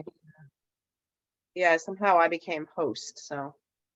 I don't know, Greg, I think what we do is we just sign off and maybe sign back in on it, if possible. I'm gonna end the meeting for all, because Gail, are you there too? I'm here. All right. I'm pretty sure the Zoom link Just frizzed out is what it is. Yeah. Oh, okay. Why don't we call back in and try it again? So Sarah, I'd stay put for a minute. Just what? Wait for a I minute? would- Yeah, stay put to see if they can get it back going. Okay, sounds good. Something happened at their end. Okay. Somehow I became host. So if I go, everybody goes. Right, that's what I'm afraid of. I'm guessing 1623 is there on site, so we Yeah. should be able to bring it back. Okay. Yeah, I think we just hang tight for a few minutes to see if they can do that.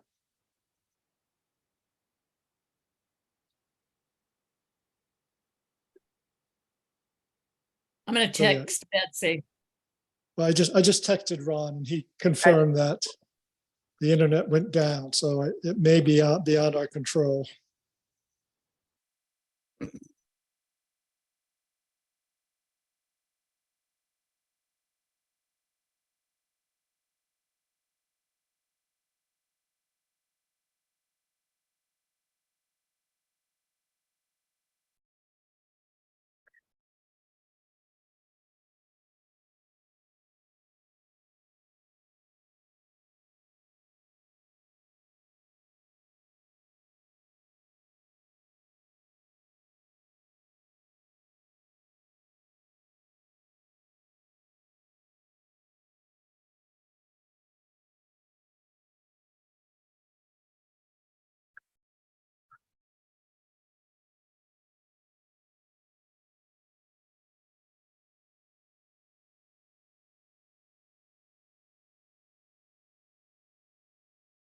Betsy says he's trying to get it back up.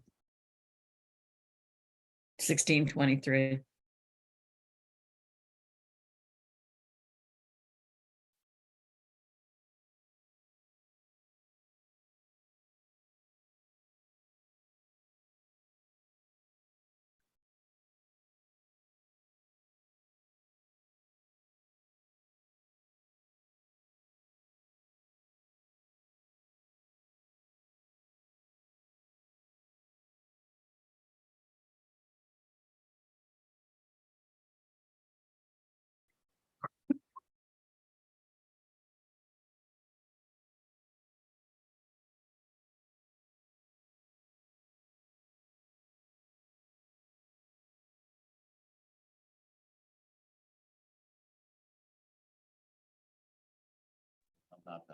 They're back. They're back. Well, they're 1623 meeting coverage. Can you hear me? Yes. Yes, you're back. Okay, but is Christina back on? Think We so. never, the rest of us never left. It's just us. All right, I can't see who's on. I am not on. You can't go to the bottom and it says participants. No, it logged me off Zoom, so I gotta get back Oh, during the meeting, I guess. You're in. You're in. Oh, I don't know. I borrow that generally.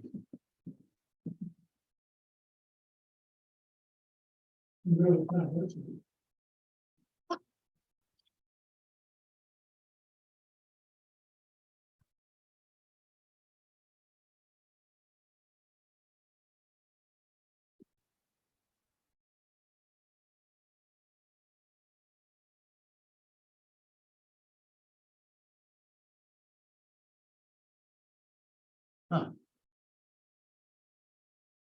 Okay, I'm back. Thank you, Nancy. Okay, we're back. Sorry for the issue. Hopefully you can hear us.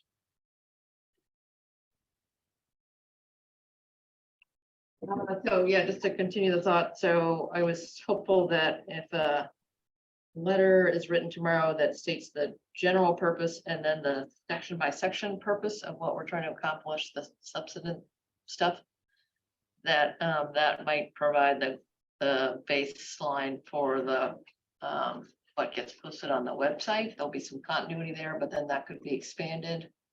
I'm hopeful that between Betsy and Tiffany's time, I know they both have a lot to do, but if that communication could kind of roll out building on the Cricket article, then I think for me as a reader, I would be together with a summary and kind of bullet points of, high level within each section, what is proposed to change.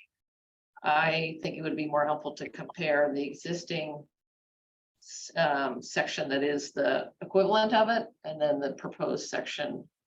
I think the track changes can get a little confusing when you pull in all the references and a lot of the other kind of scriveners and, moving sections around, it gets quite hard to track. So might be better to have a clean copy. I suppose you could do it both ways and people could take their options, but I don't know how much, time we have to do all Let's do that. it noon.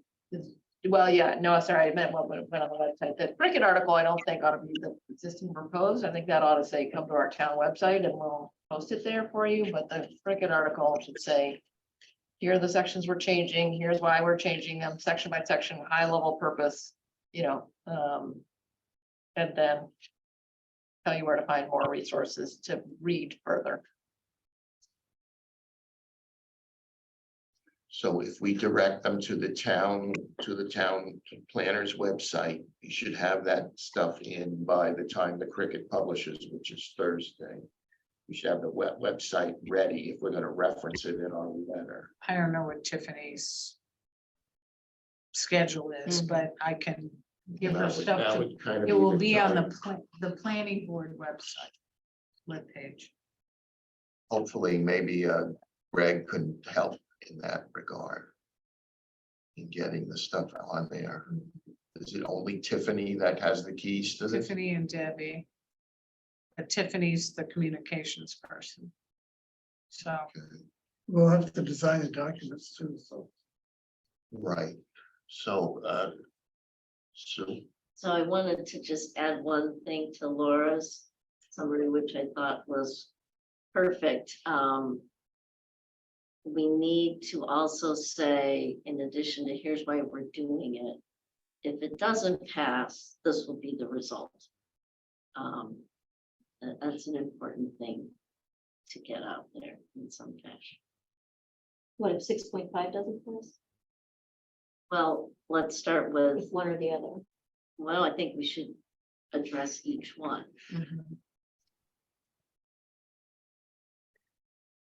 okay. And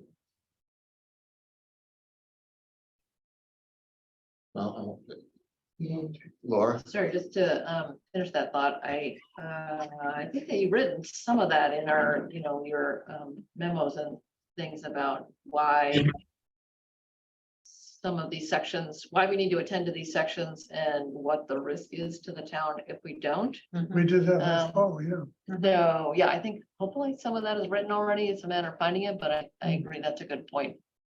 What was Or that? what so if Betsy has already written before, okay, the town needs to have rules and regs article, and here's why we're doing it. Here are the substantive things that are changing. Maybe it's pulling it out of subdivision or, putting it in the right place where people can find it. And if it doesn't pass, is there any risk to the town, or is there any consideration? What happens if it doesn't pass? We go back to what it's in the subdivision rules, and it's, not as clear. Okay. Yeah.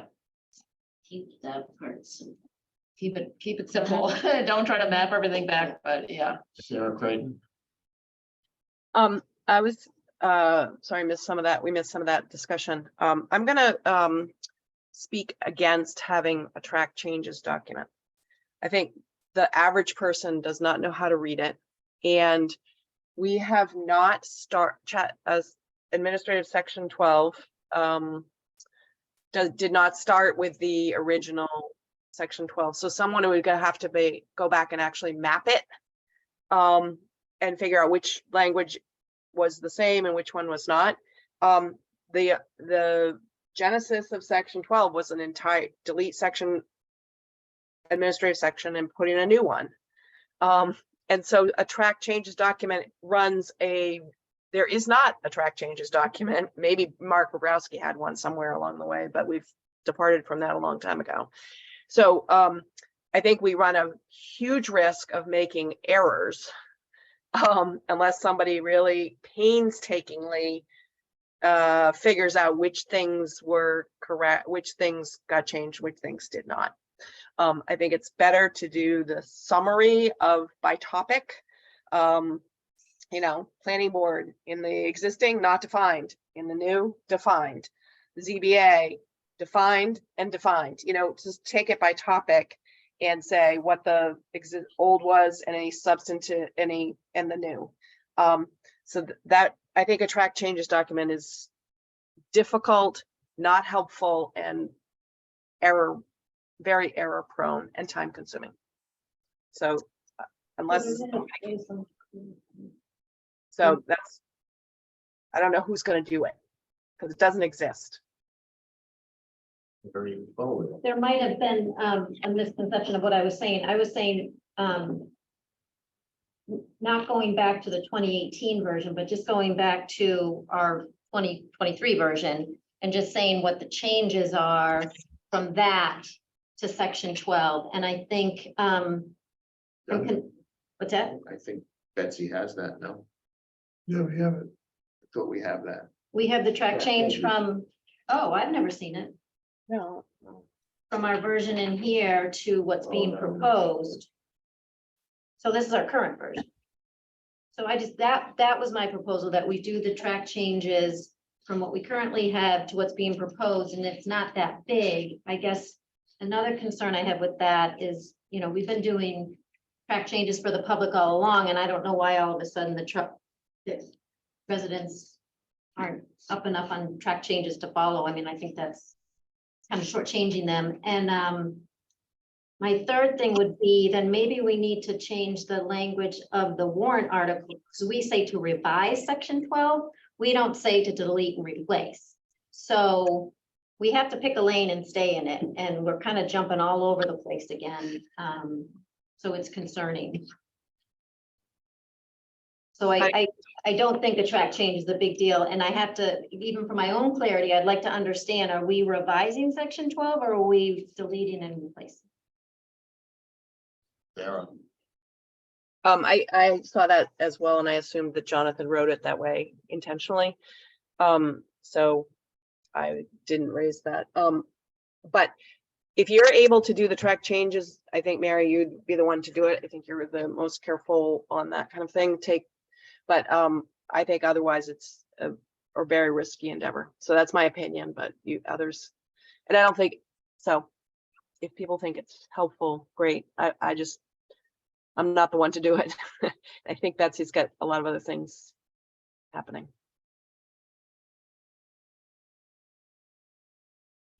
So let's talk about, I think we're okay on the cricket article. I think I kind of like Laura's tact on proposed why, you know, purpose of why we're doing this and, you know, results if it doesn't pass and summary bullet points. I think that's good. But I still want to know about answering maybe public's individual questions once they see this published, hopefully this week, the end of this week. So Greg just texted me, the select board is hosting a forum on special town meeting on the 15th at 6:30 and again on the 20th at 6 p.m. And he's suggesting a planning board member could present. Be Perfect. present to answer questions. That's great, good. Yep. Something we may want to do instead of. Yeah, why not do that? What was the second date? The The 15th? 15th, which I don't think is viable at this point because we won't have anything up for the public to see. So the But- 20th. But we could attend and just we have and could have a attend both. paper copy. We could We'd have attend paper both. copies of the material. That's true. Who's And- going to attend both or who's going to go? I'll go. What are the times?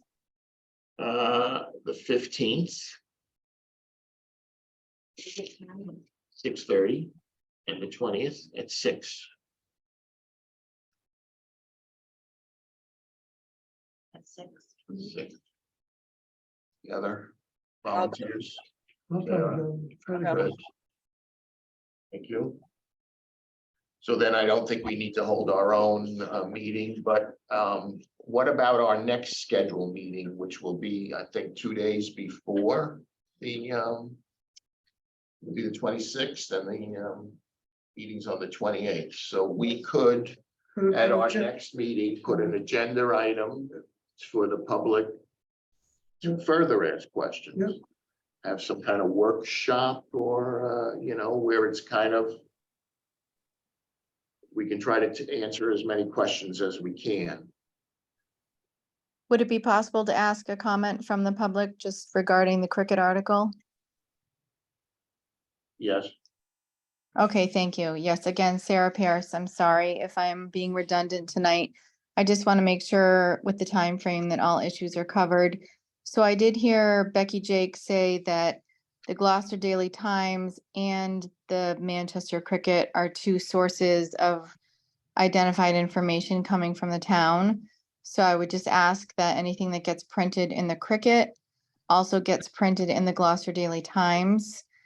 And I think track changes are extremely important for at least the planning board to have on file. And then in addition, for the public to understand how to vote at town meetings, we do need to print somewhere outside of the town website, which is extremely hard to navigate, and no one is waiting till the end of their day to get onto the town website to see what changes the boards have made. Because people have instilled their trust and values in the boards to make the right decisions for the town. So what I'm saying is that the town changes need to be posted. Article 12 existing as it is, and substantive changes to Article 12 to be voted on, whether that comes out in the Cricket and the Gloucester Daily Times as it should per the select board. People need to be able to see those changes so they know what they're voting on, not on just the town website. It's hard to navigate and people do not know how to do that. I've heard that from several residents and citizens. So that would be my comment and question and request. Thank you. Makes sense. Is the town warrant published and made available to everybody? Yeah, but that's not gonna get into any detail of what the changes are. But it provides the language for the changes. so let's refresh our plan. An article to the Cricket and possibly the Gloucester Times, which is a good point. Has to go in tomorrow. An attendance by 2-3 planning board members at these upcoming select board meetings. And then a agenda item for our next meeting, 2 days before a special town meeting for the public to respond and ask questions. Is that, anybody have any other thoughts? You know, Tiffany also does Facebook posts, and I suppose this could be on a Facebook social media thing that she does. And the tides. The tide, And then the tide too.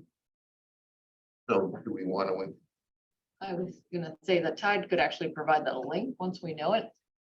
Once the link's published on the website, the Tide could provide the hyperlink to take you right there, which I think would help people. when does the tide publish? I think it's once a week, but I don't know what day. It comes out on Thursday, I Yeah, think. I know how my text. So we have time to establish the link.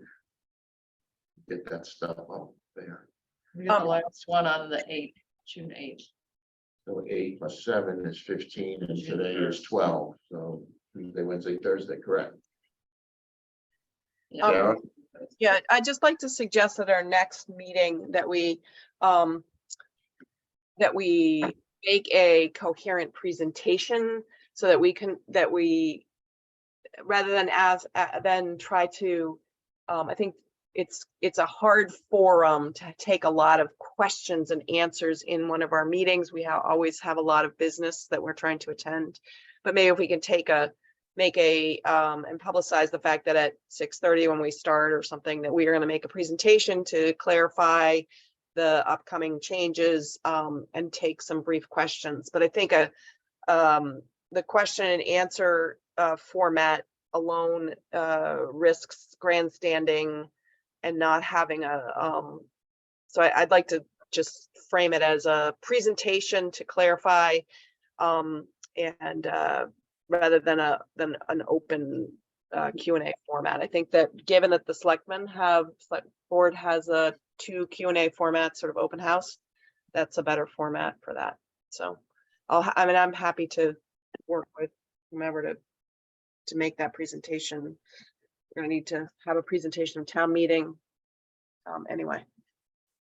Okay, good point, Laura. I think Sarah just said if we're developing a presentation for the 26th, perhaps that could be repeated at town meeting, and if there's any last clarifying slides that we want to add upon the public Q&A on the 26th, we could add that to the 28th, but essentially the presentation would be the same presentation with any last clarifications needed. Okay, sounds like a plan. Everybody, any other suggestions on getting our message out? Sue? I have one for town meeting, and we are always stuck at the end. And I don't think that's helpful. Because people want to do school or they have their issues and then so if you have any sway and maybe putting us in the middle or alternating. Do you know what the proposed article numbers are for our stuff? I thought I have no somebody said idea. Article 2, is that the order? Has the order been established? I have no idea. They were talking about a bunch of articles next door. Well, Okay. tomorrow morning they're gonna vote it, so maybe that can be raised. Sarah, would you attend that meeting tomorrow? Yeah. I can't be there for the whole thing, so I think can Chris or Sue or others be there. First part of it, What time is it? 8:30 in the morning. Oh, 8:30 in the morning. Oh, is it posted? Yeah. Okay. I'll listen. I can't be there. Is it here? Yeah. Yeah. Practice and All right, So I have a question. So, section 12, to see if the town of Manchester by the Sea will vote to amend zoning bylaw of the town of Manchester by the Sea to add a revised section 12.0 entitled Administration and Procedures as follows. So generally, the language is such that you delete existing 12 and you propose a revised language. So I'm just curious why that wasn't done in this one. We just talked about that. And yeah, you brought it up and then, but this has been kicking around for how long? 3 years. town meeting. But actually just hearing you read it out loud, it makes it as if we're adding another section 12. I But think you have to usually be the very language clear. is you delete one and you add Exactly. one, so. We have a chance to change it tomorrow. So the November warrant was to move to amend the zoning bylaws, Can't hear you. deleting section 12 and adding section 12.0 as follows. So I didn't change this. Well, So that who would, changed it? I think Jonathan must have. I don't think so. Well, maybe Although- tomorrow morning that can be addressed. I think Is that something we have to? I'm vote not on? gonna be around tomorrow morning to. I mean, I'll send him an email tonight saying, you know, should this language also include deleting existing 12 and adding the revised section. Do we want a motion to authorize Betsy to make any changes to any of the warrant articles? Betsy and Greg to tweak their preambles as needed. Sure, wouldn't hurt. So moved. I'll second. Any discussion? Laura? Just briefly that I think it's somewhat semantics, and if Attorney Murray is fine with it, I'm fine with it. You could revise something very heavily and replace most of the content, and it's still a revision, if you want to call it that. I think so long as He didn't do we- any revisions Yeah. to this document. So I guess I'm going along with the motion, but I'm saying I think that the most important thing is just to make it clear Yeah. what we're doing and why we're doing it. Yeah. Revise or replace, Well, said Greg, he can decide tomorrow, everybody. yeah, it's the substance of the thing that's important. All those in favor? Aye. All those opposed? There's too many revisions going on in too many areas. I'm opposed. Opposed? Christine, are you opposed? Sure am. 5-2. We go home Okay, any more comments on I'm how going we, to. any more comments on how we can get our word out to the public? Any other thoughts?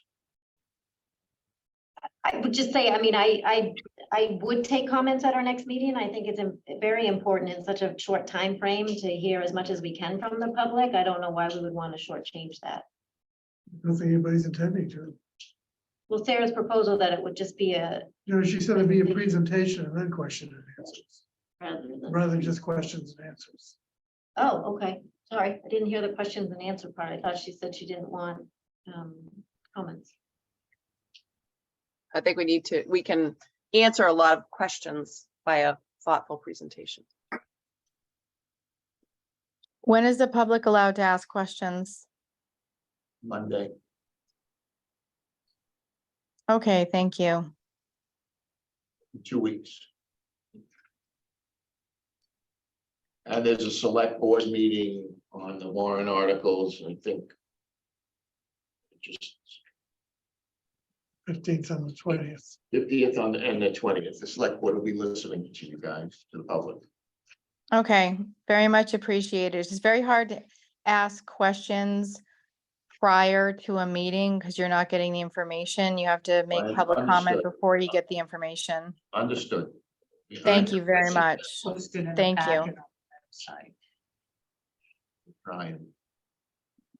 Okay, anything else on that? Otherwise, just briefly now, it's 10 o'clock. So, just a quick update on the MBTA task force. I understand you guys met and elected a chair and vice chair. And any comments to the board to brief us? No. No, we're gonna meet once a month. We meet once a month in the summer and then much more often starting in the Yes. fall. So there's data collection in the summer. And then in the fall, we start doing the We analysis. meet next Oh my God. July something. So you're gonna have data about in July. By the end of the- Data package, this data already supposedly being posted on the task force website. Oh, good. There was a package of information that was given to people last Thursday night, and that packet, we're gonna put packets online, we're gonna have a question and answer, or a question thing or comment thing online. And as data gets gathered, it will be put on the website. So like the data we had talked about was like how many units is in the general district and how many are multifamily. That's Yeah. going on. Yeah. Okay. Has the MIT practicum professor been contacted yet? Greg and I are playing telephone tag with him, so, He said early June in the whole. Yeah. So yeah, it's kind of early June, yeah. almost mid-June. Yeah, so there's an MIT course that is going to be working on certain issues of the MBTA zoning of the town. Alright, so we should get them going too. Well, they won't be going until September, But at least don't lose them. Can I just make one comment on the MBTA? Yes. I wasn't able to go to the meeting and I listened to only the first 5 minutes, and then I had to stop, but I'm concerned, I just want to make sure that well, first, what should be on the town website is what the charge is of the task force. But, you know, right from the timeline and what was submitted in the action plan and what was conveyed to the state, is you're gathering requirements for compliance and non-compliance. And right at the beginning of the meeting, one of the members said, you know, we're not looking at non-compliance, we're just looking to get a bylaw to the town meeting. So I want to make sure that the charge is clear, that we're looking at the whole scope of data and financials and everything else. So, to your point, Mary, town council was at the meeting. And what he said was, non-compliance is not an option for the town because the Attorney General has said that she will sue the town if we don't comply. But on our timeline- So I think there can be a statement of the consequences of not doing it, but I don't think it's an option that we can decide not to.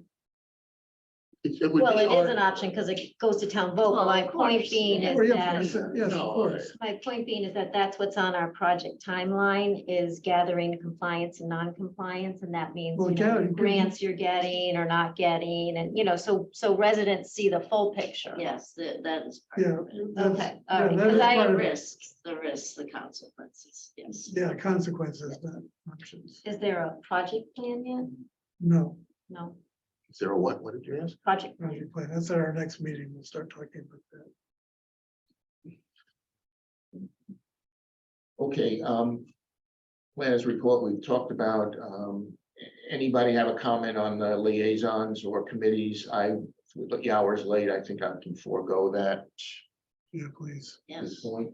Approval of regular minutes, I think Gail posted minutes from, Mary, do you have the date? It's not on my agenda. Oh, May 5/8.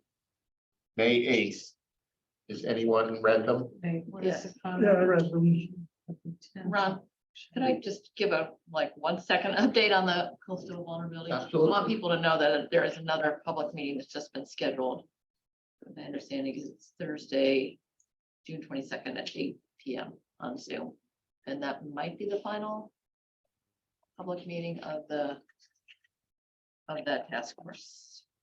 So just wanted to What make time is it? folks aware. I believe it's 8 o'clock In the on morning? third, no, or 8 night? PM, 8 PM. On the Thursday, 22nd? the 22nd.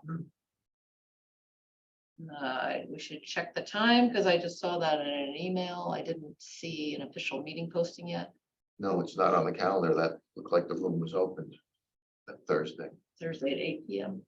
Yeah, Late. there's nothing on that town calendar. Right. Town calendar is not really refreshed. I will mention that the water, now that we're talking about this stuff, the water resource task force, I think we're down to our last 2 meetings. They're gonna present to the select board. We're meeting again on Wednesday. I'll have more information at our next meeting on that. So, on the minutes of May 8th. Any, a motion to approve? Any comments? One comment. Yes. I believe that the discussion of the first presentation by Black Earth Compost stated it didn't state that the architect Seth was there presenting as well. They stated the attendance and he was not listed. He did make the presentation last time. Which should be added. The representative of the Gail, could you add the architect to the attendees, Seth, from, I would be happy to. Thank you. any other comments on the minutes? Otherwise, I'll move to approve. Second. All those in favor? Aye. Anyone opposed? Okay, so written. So next meeting, we thought we'd have that.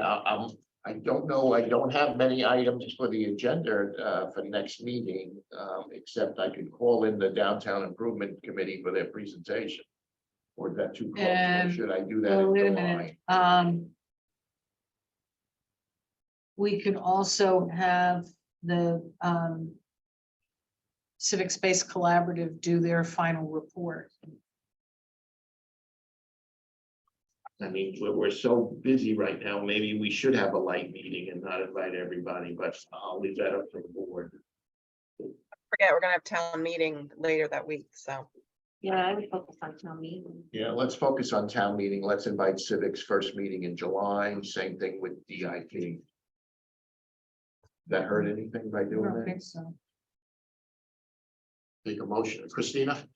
So if this non-criminal activity passes, I think we should invite Paul Orlando to our meeting and talk to him about enforcement. Thank you. I've tried. Good idea. I'll try to bring Paul in. You're talking about after town meeting. Correct. Gotcha. I've been, it's on my to-do list. Yeah, he should be involved in a lot of these only issues. We So did Ron, attend the original. I actually, Task, I'm using it first, the task force and then public meeting. Take a motion to adjourn. So Nothing else? moved. So moved. Second. Yes. All those in favor of adjourning? Anyone opposed? We're adjourned. Thank you all. You.